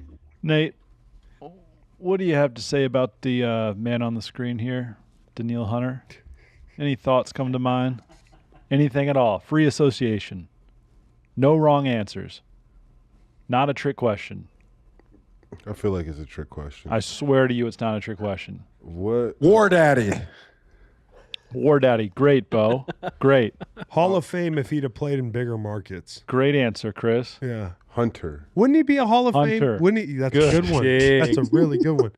Wouldn't he be a Hall of Famer if he played in bigger markets? 100%. Might be anyway. He might be. My association, everybody. I think he's on his way. is How many more sacks does he need? I think statistically he's there. It's all about. But go ahead, Macon. he's just hot as Macon fuck. thinks he's a handsome person. Just Is that what you were trying to get? Yeah. well, no. Hey, yo, pause that. I'm just saying. That's your ideal black guy? Pretty close to it, yeah. That's unreal. That's interesting. Oh wait. Why has it got to be black? That's my ideal guy. Yeah. That's your ideal handsome black guy? Ideal handsome guy, yeah. Yeah. Is it the muscles? That's a big part of it. Not necessarily, no. Kind of like his head. Oh my god. Oh my. So you understand, and I put it this way earlier, like Macon loves to like rate all the dudes, married, multiple kids. Obviously, he's been straight a few times at least, and but I have okay. So my thing is this: Hot guy. I can tell the bottom 10% and the top 10%. You know, if like Brad Pitt walks by, you're like, yeah, that's Brad Pitt. He's a handsome motherfucker. And if I use the example of Beetlejuice walks by, you're like, ooh, he fell off the ugly tree and hit every branch, you know? I don't know the middle 80%. He knows the whole, you know? He's got opinions on the whole spectrum. Yeah. That's very interesting. I did not know that's where this was going. No, I didn't. And any of you are welcome to try to steer us out of this. In any way. 114 and a half sacks for Daniil Hunter on his career. Well, how are you going to steer it out? Yeah, like We're now calling Dwight Aziz Freeney. Aziz Al-Shire. You guys notice that? That's less talked about than Marcus Mariota. That's a good So this was my take that I followed that up with, because while we're talking about like people's looks, I heard a take this week that Justin Herbert gets a pass because he's good looking. He ain't good looking. Herbert? Yeah. Well, Madison Beer would say differently. Okay. no, well, that's not the quarterback they talk about. He's a quarterback in Los If Angeles. you have an attractive superstar significant other, you're objectively good looking. But you're You know? also Like, I 6'6", feel like That's and you not- play quarterback That's in the not NFL. that's not what That's all part of not it. what That's part of Haley's it. fans think. That's not what Haley's fans think. They don't think that quarterback is That guy walks. Macon, rate him out of 10. That guy walks into the room, and I don't feel threatened. Rate him out of 10, Macon. Time out. Keep it Time that out. picture. Time out. Time out. Time out. What The- are we on doing? picture day? That's what he looked like for picture He said day. time out. Dude, there's Guys. way hotter pictures of him. Guys, 'cause what he are we doesn't give doing? a fuck, What dude. are we doing right now? What are we Yeah, doing he's right now? the black community is not going to forgive him for this. No, it's not even that. But like, It's true. White just- guys can do this all day. You can't do this. But still, what if Herbert sees this? He's gonna be like, "What the fuck, guys?" Man, Like, he's what not the going to give. fuck, He's Chris not going to Long? give us an interview anyways. He doesn't do interviews. Maybe if we tell him, you know, we don't think he's hot, then he's going to want to sit down, dude. Bro, he looks just like Yeah, Matt. well, there you go. Now we're talking. That's some good shit right there. Yeah, like, you know, 7. exactly. The guy works at Best Buy. Yeah. You know, Yeah. I'm going to go look at the fucking DVDs. The Meg, famous, you can the famous talk hot to, girlfriend is, I mean, he's also famous He's quarterback. a famous quarterback. Yeah. If I walked into Best Damn, Tanner throwing shade too. I'm not throwing Did you shade. see a picture of Tanner in college? Green, dude. Godly. So you say Tanner might have Justin Herbert. He only has a hot girlfriend because he's a pro. No, but it definitely helps. Oh. You think Madison Beer's dating him if he's working at Best Buy, like Chris was saying? You never know. Why not? Love is love. Love you're is right. love. I don't. I take it all back. I don't think you guys You're are not attaching to say enough that. weight. Easy on that. Do what? You're not attaching enough weight to the 6'6" factor. That's You're just also- looking That's for what I'm the saying. headshot. Like when you walk in the room and you're 6'6", On you the got hair. Have we said major, hair? and he's got good lettuce, solid looking individual. But If I walked my into radar Best doesn't Buy go off. and Daniil Hunter was working in there, I would fall to my knees, pause, and start crying. All right? Oh my God. This guy's unreal. Jesus Christ. Yeah, I'll stop you in your track. All right, and then we just did 5 minutes for the female listeners of the show. Hey, can anybody tell me the receivers coach for the Houston Texans, also the passing game coordinator for the club? Ben McDaniels, brother of Josh. Oh no way! Oh. This is a fucking Family. big incestuous thing. Yeah. All right. So, anyways, This might I be like the this perfect segment to to premiere Green Light After Dark is just ranking. Just ranking dudes. Just ranking. That's unreal. I would do it out of 100, though. I don't think the 10 scale, there's enough variance to it. I don't like going to the 10th place. Wow. Yeah. Wow. So just out of curiosity. He wants to stay here now. Just out of curiosity. Yeah. Out of 100. Yeah. What is Chris Long? Don't do that, dude. Next segment. I like that. Segment. I don't like that at all. It's just I'm an 87. I need to know the base. I'm an 86. I want to know his baseline. No, I'm not an 86. I'm like an 81. 81. Chill. So just okay. So just let me answer this. I'm 6'4". Answer this so no one's feelings really get. I don't have a great face. No one's 6'4". No one's feelings really gonna get hurt. Hunter would be higher than Chris. Yeah, in his book, yeah, and there's no problem. Okay. There's no problem. Okay. And you I'm not an 81. And Hunter would be what, like a 95, the way you're saying? 114 and a half. Like a 94. A 94. Yeah. Okay. I'm like a 78. No, fuck you, dude. Respectfully. 78's pretty good. You're like an 85. Fuck you. I Respect. was right. 85. In the 85 range. You take the height into Bacon, account. what do you rate yourself? Oh, God. It's not great. You're like a 76. You guys are weird. 72. You guys are No, you're tall. You guys are weird. I'd You just asked us to do this. You guys are weird. You want to do current- Nate? yeah, You you want to do brought that Nate? up. Do Hoodie. Nate. with the Do current Nate. fit, Do Nate. maybe like a 60. No. Nate. 61. Don't do Nate. Don't do me. I don't want you to do me. I'm good. I'll give No, Nate a no, 6'7". 6'7". All right, we're going to the next thing. We're going to the next thing. Well, hold on. We're going to the next thing. Can we go to the next thing? The next game? There are people that are here for the Rams and Bears game who are turning this off. That's a good one, too. I think we should see Nate's eyes more often. Yo, That part. yo. Sorry you asked that question, huh?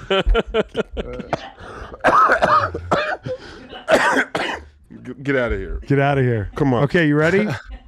6:30 Sunday.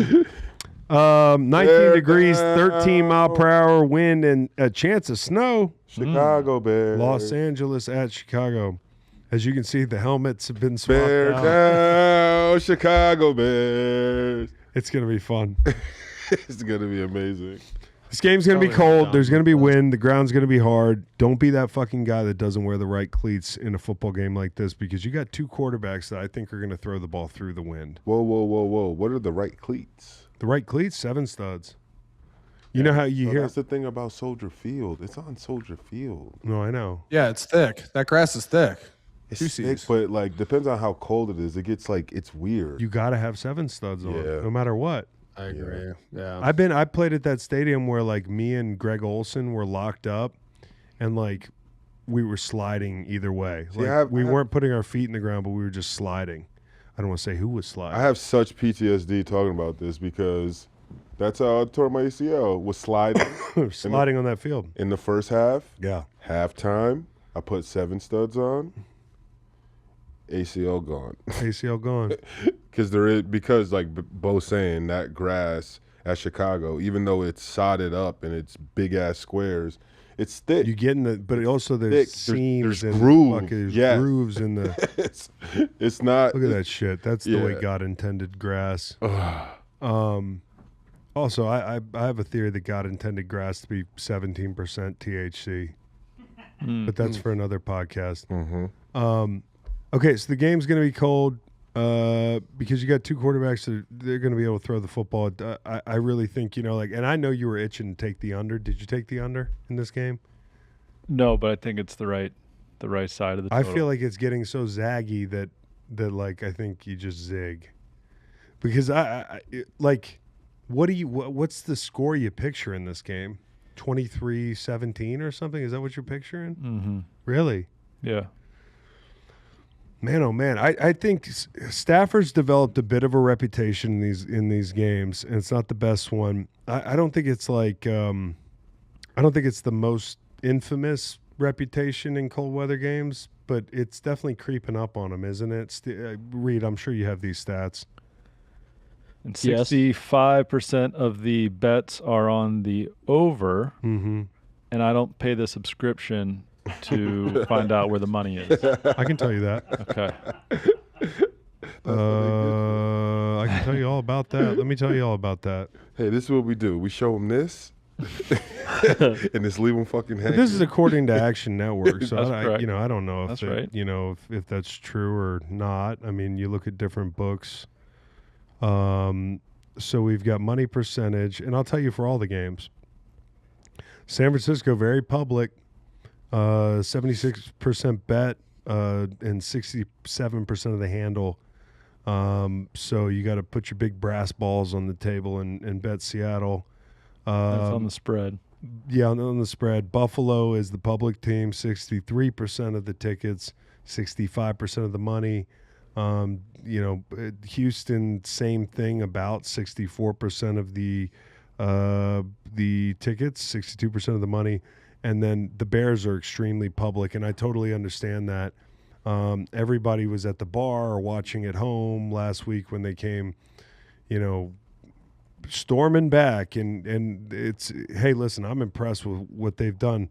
The Rams are 34% of the tickets and 33% of the money, and it's a 3.5-point line, so you figure everybody's going to be on the team that's got the hook on top of the three. So I think when I looked at this thing on paper, it felt like to me this is a Ram spot. Hey, listen, I'm at risk of saying twice in a week, hey, it was a Packers spot, and I still fucking swear to God it was a Packers spot, dude. That it was 21-9 in the fourth quarter. Okay, like the Packers pissed down their leg. Now the Bears deserve a lot of fucking credit because that quarterback is unreal. The 4th and 8 throw that he made, how many people on the planet, I asked Macon how many people on the planet can make that throw. He said 12. I think that's too high. I think it's too high. I think there's 3 to 5 guys that I see making that throw the way he made it, and they're all elite. And so I the only one who's maybe not is Zach Wilson. I could see Zach Wilson making that throw. I swear I could see Zach Wilson making that throw. But it's a cold weather game, so the run game is going to be big. I think the screen game is going to be big for the Rams. Obviously, getting down in the red zone, that's something they favor. Ferguson's back up, so you can run your big tight end sets. I think that's probably the biggest, like, on paper thing that I look at and I say with TJ Edwards down, and I know his backup came in and played well, serviceable. But if you're going to base these guys up, you're really going to be dipping into the depth bag. And the Rams are dealing with a full deck at tight end. They love to have tight ends on the field. Dotson's supposed to be up. I think the Rams are going to be able to run the rock. I don't know that it's going to be like a pound the rock type of thing. I had Nolan look up because I was looking at this thing earlier, and I said, man, I feel like McVay's had a lot of success versus Dennis Allen historically. And he has 5-2 in the meetings since 17. In those games, McVay's offenses have averaged 26.4 points a game, 37% offensive success rate. That's top 5 2025 offense. 6 yards per play, 4.3 yards per rush, which is pretty good. It's not great, but 120 rushing yards a game. I think it comes down to being able to win throwing the football in this game. So I'm not saying the rush has to be the thing you hang your hat on just because it's cold and windy. You're going to have to throw the football. But if you get a lead, I feel more comfortable with this group than I did Green Bay. Like, it almost feels like in this game for both teams, you'd rather be down 3 with 2 minutes to go than up 3, which is a really weird spot to be in. But, like, honestly, gun to your head, if you're LA, would you rather take the ball at the 35-yard line, down 3 points with 2:20 to go, or would you rather have to play defense in the same scenario? And I think most people would probably say, I'd rather have the ball. Because I think you like the matchups. Now, C.J. Gardner-Johnson's coming back, and that's big. But, like, this group has lived off turnovers. So if Stafford doesn't cough up the cookies here, I think you're in good shape offensively. I think Dennis Allen, I know, has leaned on the blitz. You don't love your rushers, you lean on the blitz. Well, this is a tough week to do that because Matt Stafford famously is a blitz shredder. So we will see what the preferred poison is. Is it going to be rushing 4, or is it going to be bringing the pressure? Rams wearing white jerseys, royal pants. The Bears, What else? with a monstrous mistake wearing all navy last week, are the only club not to yet to announce what they're wearing this weekend. I can see them wearing navy again. Probably going to run it back. I kind of like the Navy. So Oof. I don't hate the navy. Yeah. Not for the Who was it? I Chicago think DeAndre Bears. Swift had the orange underneath. I thought that was swaggy as hell. But like, what are the other If what choices? you making? What White you- pants. Oh, The just Chicago Fuck you, Bears. Macon? I forget. Who said what? Who said what? No, we're just all like. Me and Chris You were know, saying "fuck you." I don't think it was as bad. Like, anyways, the uniforms. You guys in pants, man. In pants, bro. You guys. You don't want to know what he thinks about pants, dude. You start asking him to rate dude's pants. Nah. It's a slippery slope. No, and you too. You love gray pants. I love great pants. You love silver pants. Oh, I You're do a like silver pants. dick print. You're weirdo. Oh, that's not it. I mean. Okay, hold on a second. Wow, Nate. I'm just. You're looking at people's dicks? I'm not. That's what gray pants are known for. Are they known for showing dicks? It's funny. I didn't even know that. I must not be looking at people's dicks. Interesting. It's kind of a weird thing that you're bringing up people's dicks in the uniform segment. Yeah. Plus, I would think it was white pants. You know? One of these kickers trots out there with his little Monopoly thimble. You can see it. The lights hit perfectly, and you're like, God damn, you couldn't pay me enough money to kick a ball through the fucking but I gotta wear these white pants. Let me tuck this. It's so small I can't tuck it down. You know what I'm saying? But no, silver pants are classy, dude. They're the Patriots silver pant is a good pant. Oh, are you thinking of gray sweatpants? You're thinking of gray sweatpants, bro. Yeah. You like that when the I'm guys not wear the thinking gray That's what it sweatpants? is. It is a little bit of a backfire. No, for it's you to not. bring up It's- people's dicks with It's gray the pants. color. You're the one who was obsessed with the silver. Am I obsessed with the silver? I mean, you bring it up. You guys bring it up a lot whenever we. When's do the last time I brought bevel, up the we talk- silver? like last show. Well, I forgot who we were talking about. Like the same reason. And You did were- I frame it in a way that you thought I was talking about pieces? No, You trolled yourself here. I didn't. I think you did. I didn't. Are there any gray pants this weekend? Nate wants to know. Pats. Pats. Yeah. Look, it's, Oh, you're gonna be glued to that TV, huh? Sorry, I gotta watch at home, guys. The Pats are in gray pants. Dick police here. Drake. All right. So, anyways, Bears offense. 4th and 8 throw last week. I want to bring it up one more time. The craziest shit is when you watch it on end zone. He hits the throw, which is like hero ball. And I know they're down at this point, so like maybe people aren't going nuts. They're still like it's the comeback's starting to happen and manifest. But here's what Ben Johnson did. He just looked right down at his play sheet. There was no fucking... I caught him on the sideline. It was psychotic, dude. There was no reaction. No sooner than they moved the chains, like way sooner than them moving the chains, the fucking guy's looking back down at his play sheet. There's no nothing. So keep in mind, if you get up on this team, they're unflappable. They feel like they're playing with house money. They're a year ahead. They've got this quarterback with a rubber band arm. And he don't care that the left tackle's down. He don't care that he's facing, one of the best fronts in football. He's looking at this fucking secondary, and he's thinking barbecue chicken. And so I really do think, considering when you watch that comeback, and you watch a lot of these comebacks, and they've got a lot of them, Caleb breaking the pocket to the left or to the right. That 4th and 8, he breaks the pocket to the left. There were multiple plays in that game where he broke the pocket to the left and made plays, right? I think, and for the life of me, I haven't figured this out yet, watching them play in these comeback scenarios, teams get soft. They get soft with their coverage. They get lazy with their rush angles. They don't, you get loose and you think, I'm winning. It's a feeding frenzy out here up front. Everybody's trying to get numbers. No. And I don't want to sit back and play cover 4 and have Colston Loveland leak out into the flat and catch a ball for an easy 11 yards and then go the length of the field. that's not how I want to play. I don't want to invite the big scrambles with the flats open. When I checked out their success rate today against cover 2, I would play cover 2. It confirmed what I see on the field. Caleb can make all the throws, but the whole shots, I'd rather him make those throws than throws down the seams or the digs or the late down heroics underneath with the scrambles. I would rather have flat players, and I would rather make him make those throws in this weather.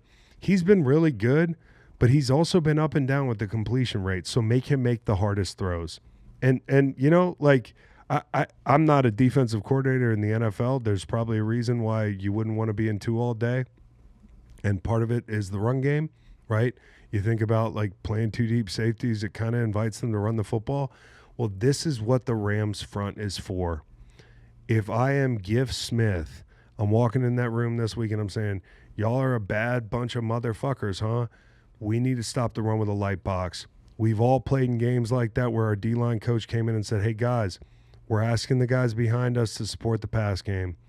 We are going to have to stop the run in this room. And guys like Poona Ford, that's why you're there. And guys like Jared Verse and Byron Young being more of a linebacker body type, well, you got to set a fucking edge on big number 58. And, hey, Trapio's out. The left tackle, Benedette, who's had time on the field and time in action, like, y'all got to win that matchup. So this is – I don't want to make it too complicated. This is about the front winning, and it's also about trying to confuse Caleb. We talk about sim pressures a lot. This is one thing that Chris Shula does at a high clip. Like, maybe you can confuse the guy. It's his second fucking playoff start. But the corners are in bad shape. You lost Witherspoon last week. You're facing a group of big physical pass catchers and a passing game that will play the high-low game with the best of them. If you're a backer, if you're a corner, if you're Nate Landman, if you're the guys in the middle of the field, like, this is going to be a high-traffic zone for you. They love to hit those middle-of-the-field, intermediate, deep balls, digs, stuff like that, man. Like, they're going to mess with you, and the longer the down goes on, the more the zones expand. So those guys have to win up front. It's like, hey, bro, this is why you're here. And I think they can. I think they can take the game over, but they got to go out and do it. Come back to your point, Chris, about how the run phase maybe not being as big of a factor. I agree. I think the pass phase is going to be huge in this game, and I think the passing defense that performs better in this game will probably have the best chance of winning. And when you look at the different styles of passing games you see in this game, obviously the Bears do a lot of things on schedule really well, but it's really the off-schedule stuff where Caleb can be kind of a killer. And then for the Rams, it's their on-schedule stuff where Stafford's just surgical, especially if there's not a pass rush from the Bears. So for the Bears defense, with how well the Rams operate on schedule in the passing game, it's going to be about how well they can cover from the start of the down to like that 3-second mark. And then for the Rams defense, when you look at that off-schedule stuff, it's basically that 3-second mark until the end of the play. How well are they able to plaster late in the down? So I think the pass phase will be interesting to watch, and I think the better pass defense in this game is probably going to have the best chance of winning. And also, hey, if Caleb Williams is rolling right and he gets out of the pocket and you're the flat defender or you're the deep third defender and you come screaming up, go ahead, take off. I'm going to keep my depth. And the more times that Caleb Williams is good, because he's not a big guy. That's the one thing about him. He got a little ding last week, kind of rolled his ankle up. It was a freak thing. And I know he's tough. He's tough as shit. I got a lot of respect for him. But, like, it's a physics thing. Like, if this guy's got to tuck the ball and run 5 times this game, the sideline's your friend, Caleb. But if you don't have it, I would err on the side of not getting the big chunk hit behind me and let him kind of pick up 8-10 yards and pay the tax if you can help it. Totally. So, yeah, I personally think this game, I think the magic number in this game might be 26, 27 points, which is why if I had a gun to my head, and thankfully I don't, I'd probably take the over. But I know that Macon's good at this zag thing, and he's thinking under. I think the Rams win this game. I think it's the Rams spot, but I said that last week. Referee Sean Hockley was the head official for the Rams' 30-27 win in the 2021-22 playoffs in Tampa Bay. So a little bit of history there. Came back in that game, didn't they? Do you think anything of the sprained finger on Matt Stafford's hand? How many times are they going to show the replay? Yeah, a lot. But I can't go on that. We don't know. You know, it's like, do I think something of it? Like, yeah, a lot of balls were incomplete last week. They also had drop passes, and they played sloppy. One of the reasons I look at them and take say, it off. Just cut it off. It's Just the Ronnie fucking, Lott. It's the fucking playoff. Ronnie Lott, that thing. Which finger is it? Index? Index. Don't really need that finger. Don't really need that finger at all. No, but I thought coming out of that game, they got a fucking punt blocked, right? They got a punt blocked. They dropped passes. Stafford didn't play his best. I think, and I keep waiting for McVay to will this team to play their best football game. They haven't done it in 6-7 weeks. And so, it's just kind of like one of those things where do you play the law of averages and think that they're going to wake up? Or do you think that this is more who they are? I think that Devontae Adams being back in the building a couple weeks, practicing, playing, helps. But you didn't get the immediate ROI last week. I think 1 week closer to them being kind of where they need to be. They come in. They're the experienced playoff team. But it's 2 years in a row. Matt Stafford's been in the divisional round out in the weather, dude. Yeah. And could we have a team of destiny situation on our hands? Could be, but have you seen teams of destiny that didn't have good defenses? That Philly team? No, we had good defense. I'm just playing. It was just Brady. Is this a joke? No, I know, but it was just Brady. Brady made us look stupid, but team of destiny that doesn't have a good defense. Yeah. Who are the teams of destiny? Good question. You're the one that said it. Get in your Rolodex to teams of destiny. It is a really cool phrase, but it's tough to. Who are they in the NFL? This isn't rhetorical. I'm really curious. Team of destiny. Yeah. Well, I'm asking Grok. What would be an example of a team of destiny? The Eagles. Yeah, I was gonna say the 17 Eagles. Like 17 we It's were the most obvious one. We were a team of destiny. We had a backup quarterback, and Is that like self-proclaimed, or is that Yes. like no, it was proclaimed by others, and then I proclaimed it as well. others as in like Macon?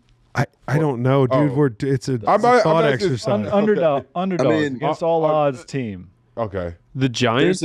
There's a team of destiny argument for the Niners this year with all the injuries they're dealing with. Yeah. I just think with us it was a team of destiny because we beat Tom Brady with Nick Foles. And that's not taking anything away from my dog. But who would have thought that? You know, you go Calbs is right. 07 Giants, wild card. Oh, there you team go. 07 Giants. That beat the 18-0 Patriots. And they did it on the backs of their defense. Mm-hmm. You know, I think about teams of destiny. The Giants? First Giants. You didn't think they were destiny? Team of destiny? No, that's what I was gonna say. That's it. Seven wins to make the playoff. That one? I think there were 9. Oh, It was 9-7 in that 9-7. That's Wild what- card Yeah, at Green yeah. Bay. yeah. Seattle was the team. The Seattle team that beat New Orleans. They were 7-9. 7-9. Yeah, that's back when you could be 7-9.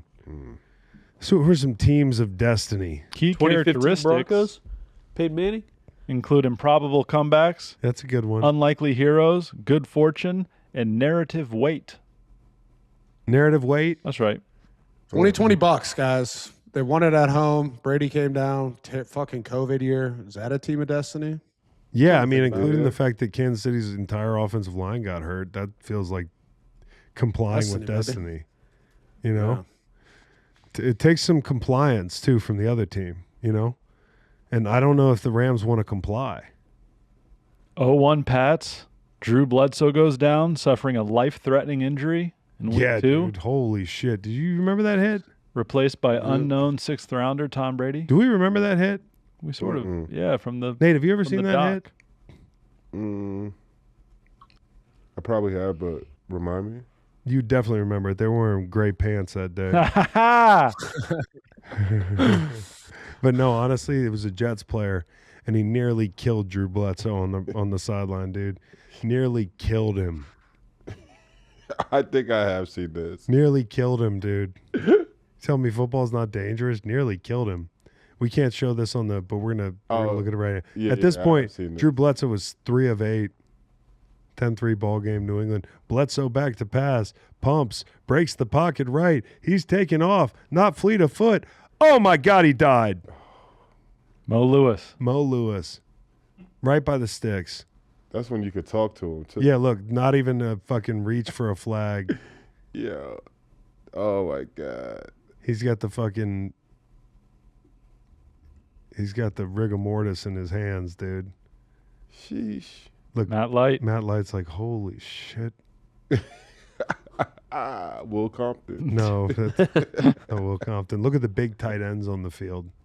Refs in white pants. Yeah, this was awful. Just watch it one more time. He kind of slowed up. Oh, man. And anyways, his life was in danger, wasn't it? Mm-hmm. Some like serious surgery right afterwards. Yeah, it's crazy.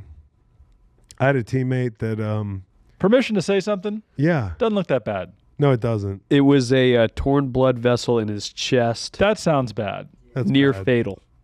Yeah. But like this hit, Severe internal bleeding. I feel like we see in every game. Yeah. The NFL has gotten more violent in the last 20 years. After initially returning to the game with a concussion, Bledsoe collapsed on the sideline as his chest filled with blood, requiring hospitalization and a chest tube, Yeah, that'll do it. though the artery tight. eventually healed itself. That'll do it.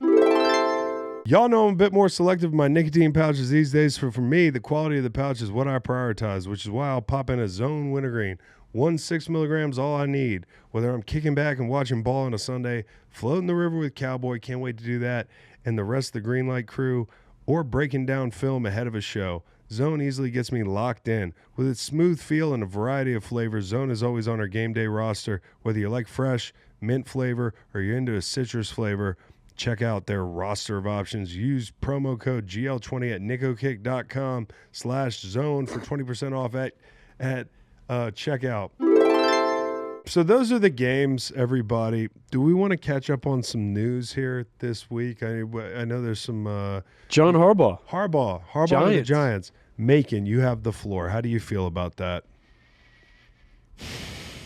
You feel underwhelmed. It's a safe hire. Yeah. For a franchise that's had a revolving door at head coach, I think it makes a lot of sense to go with CEO, culture guy, a guy who's going to come in and command respect. There have been reports of some players, some younger players, not exactly being on their P's and Q's. Probably not going to be able to get away with that with a veteran head coach like this. Sounds like it's a package deal with Todd Monken. Monken's a good hire. Should be fine. And I will tell you what bodes well for y'all is Harbaugh has his pick of the litter. And I'm sure he's looking at some other jobs with other quarterbacks, and he's saying, this is the guy I like. Yep. You know, I think that really does speak to what people think of that quarterback. And I have an aside here as we talked about, because Monken's name was floated in Philly. I still don't know who I want to be the Philly OC. I think I want the Philly OC to be a true West Coast offense guy. You know, half field reads, boots, you know, move the pocket, under center type stuff, like get the tight end involved, all that shit. I think Philly needs to hire an OC who could never get a head coaching job. I know it's easier said than done, but like, look at what the Patriots have right now with Josh McDaniels. They've got a guy who's never going to get a head coaching job. And I kind of worry about what made me think of it was the Harbaugh thing, like having to – and maybe Monken fits the bill, right? Like maybe he's too old. Like I don't know if he's kind of in that zone of like people don't think of him like a head coach. It's just he doesn't have that like head coachy kind of vibe about him. Mm-hmm. But I think about like as you make these hires, like Harbaugh's he's your walk-around coach. Usually that's a minefield for if the quarterback plays well, you're going to have to restock at OC in the next year or two. Maybe with Monken, it's not that. Or is Monken going to be a head coaching candidate? I agree. Doesn't seem like it. Yeah. He just doesn't seem like it. Yeah. You're not sure if it's Monken. Is it Monken? Todd? Do you think names matter in a head coaching deal? I do. Giants just got a Harbaugh. But that's a real Buddy thing. boy. Yeah, I'm saying like how the name sounds sometimes. Like you think, Yeah, Monken. That's a weird one. like, yo, this guy can never run our team. I don't know. But you see what I'm saying? Like what if the fucking this isn't my idea. A buddy of mine mentioned this week. He was like, yo, what's Kubiak Sr. doing? And I was like, damn, that'd be fucking clutch. Because he's never going to be a head coach again. You talk about like Philly. How about a guy that's never going to be a head coach? You're never going to lose him. And who are those guys? Gary Kubiak, 64 years old, last coaching gig was with the Vikings in 2019 and 2020. I know a guy who's never going to be a head coach again. Chip Kelly. John Gruden. Oh, Gruden. But Gruden would be a head coach again. Yeah. Gruden, the minute Will he, Gruden though? comes back. I think so. I think Isn't so, he? dude. Isn't he kind of blackballed a little bit? All right, first He's off. blackballed by like the NFL, but I think teams are like, yo, no problem. First off, there's no such thing as being bald There's no such thing as being. when it comes to John Gruden. Easy. When it comes to John Gruden, There is no such thing as saying something too racist anymore in today's society. I'm just telling you. These are the facts. I didn't make the rules. Oh no, yeah. He's definitely not. Yeah, not for that. Yeah, not for that. He won't be out forever, dude. Yeah. He won't be out forever.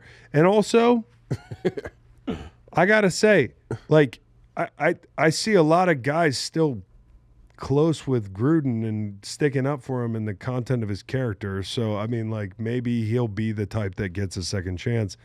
And he can coach football. He can coach football. I'm trying to think, who are these guys? Who are the unhirables? what's interesting is that I don't know if John Harbaugh can coach football, but that's not what he's being asked to do. It's really not about that. They took chances there with Yeah. Ben McAdoo and Yeah. Pat Shurmur, and Oh, Ben McAdoo. when they hired Holy shit. Joe Judge was like, "Oh, maybe we found the next John Harbaugh." Joe Judge? Yeah, He was the head coach there for a second? yeah, dog. For a year, huh? Yeah. Was it 2 years? I think it was 2. God. Where's Joe Judge now? Ole Miss Rebels. Ole Miss, yeah. I keep tabs on Joe Judge. Joe Judge is a special teams coach, 2016 in New England. Pretty cool guy, but not a head coach. Definitely a cool guy. So I don't know if that's all the coaching news. Legitimately, I've been buried in these games. I think everyone's kind of on Mike McDaniel watch, man. I saw him spotted in a little fit at the Detroit airport. Oh, let's see. That was kind of big news. He was in Tampa recently on the carousel, Was he literally and figuratively. Here's what I think. I think teams are talking to him to try to figure out what's wrong with their offense because they really do respect his acumen. Yeah. And teams wanting to hire him as the offensive coordinator. Mm-hmm. I think the Chargers would be a slam dunk. We've already talked about that. Detroit's come up a lot. You know, I think those two teams are no-brainers, man, for him. And I would love to see the fits with Dan Campbell and or Jim Harbaugh with his personality, man. Dan's going to tell me can't show ankle. Is there anywhere else you think he ends up going like that? Maybe no one like thinking about like Tampa dark horse could team. Say it again.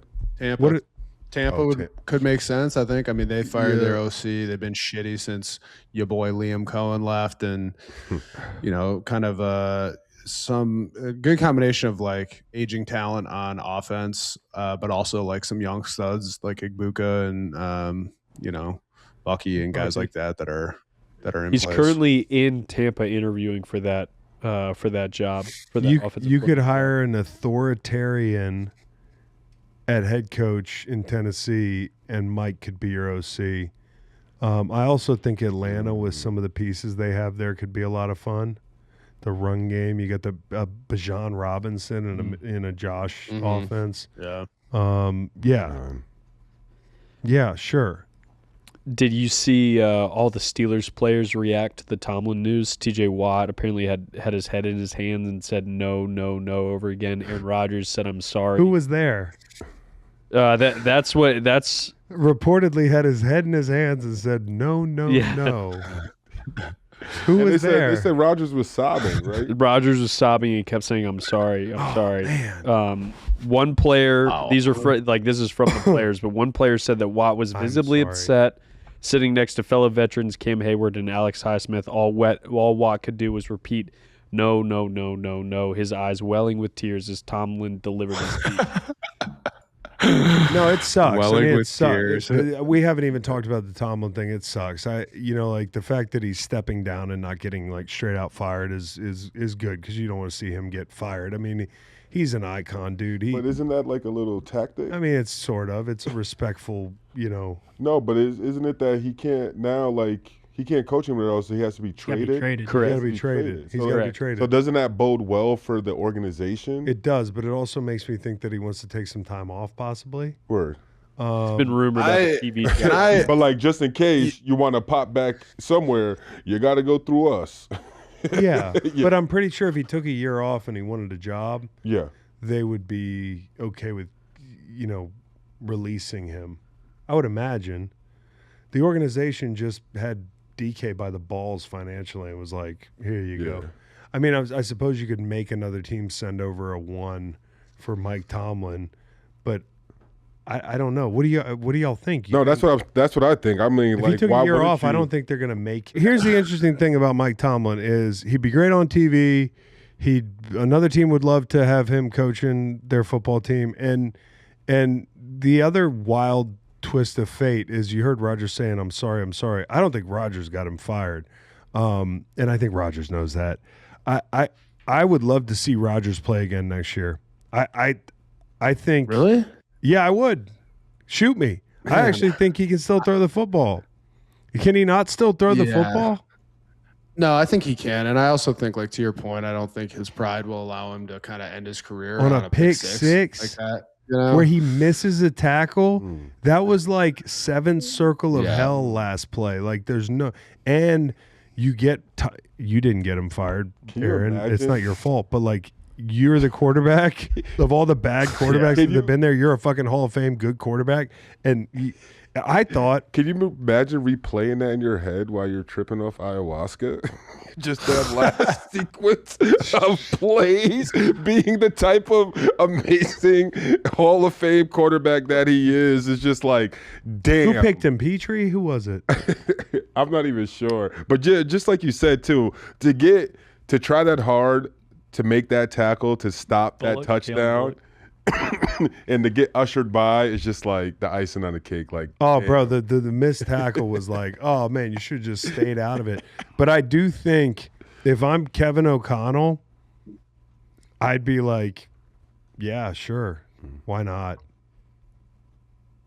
Why not? You really tell me he can't throw the ball anymore? Those tackles were awful all season.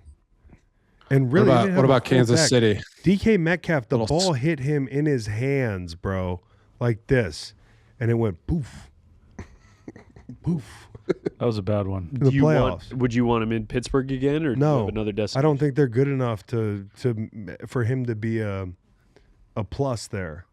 He's like the Minnesota Vikings. I think Minnesota Vikings. I'm trying to think of other places with good bones that don't. Kansas City stopgap until Mahomes gets back. That'd actually be kind of fun. See Denver twice a year, no thanks. There's a reason that quarterback there.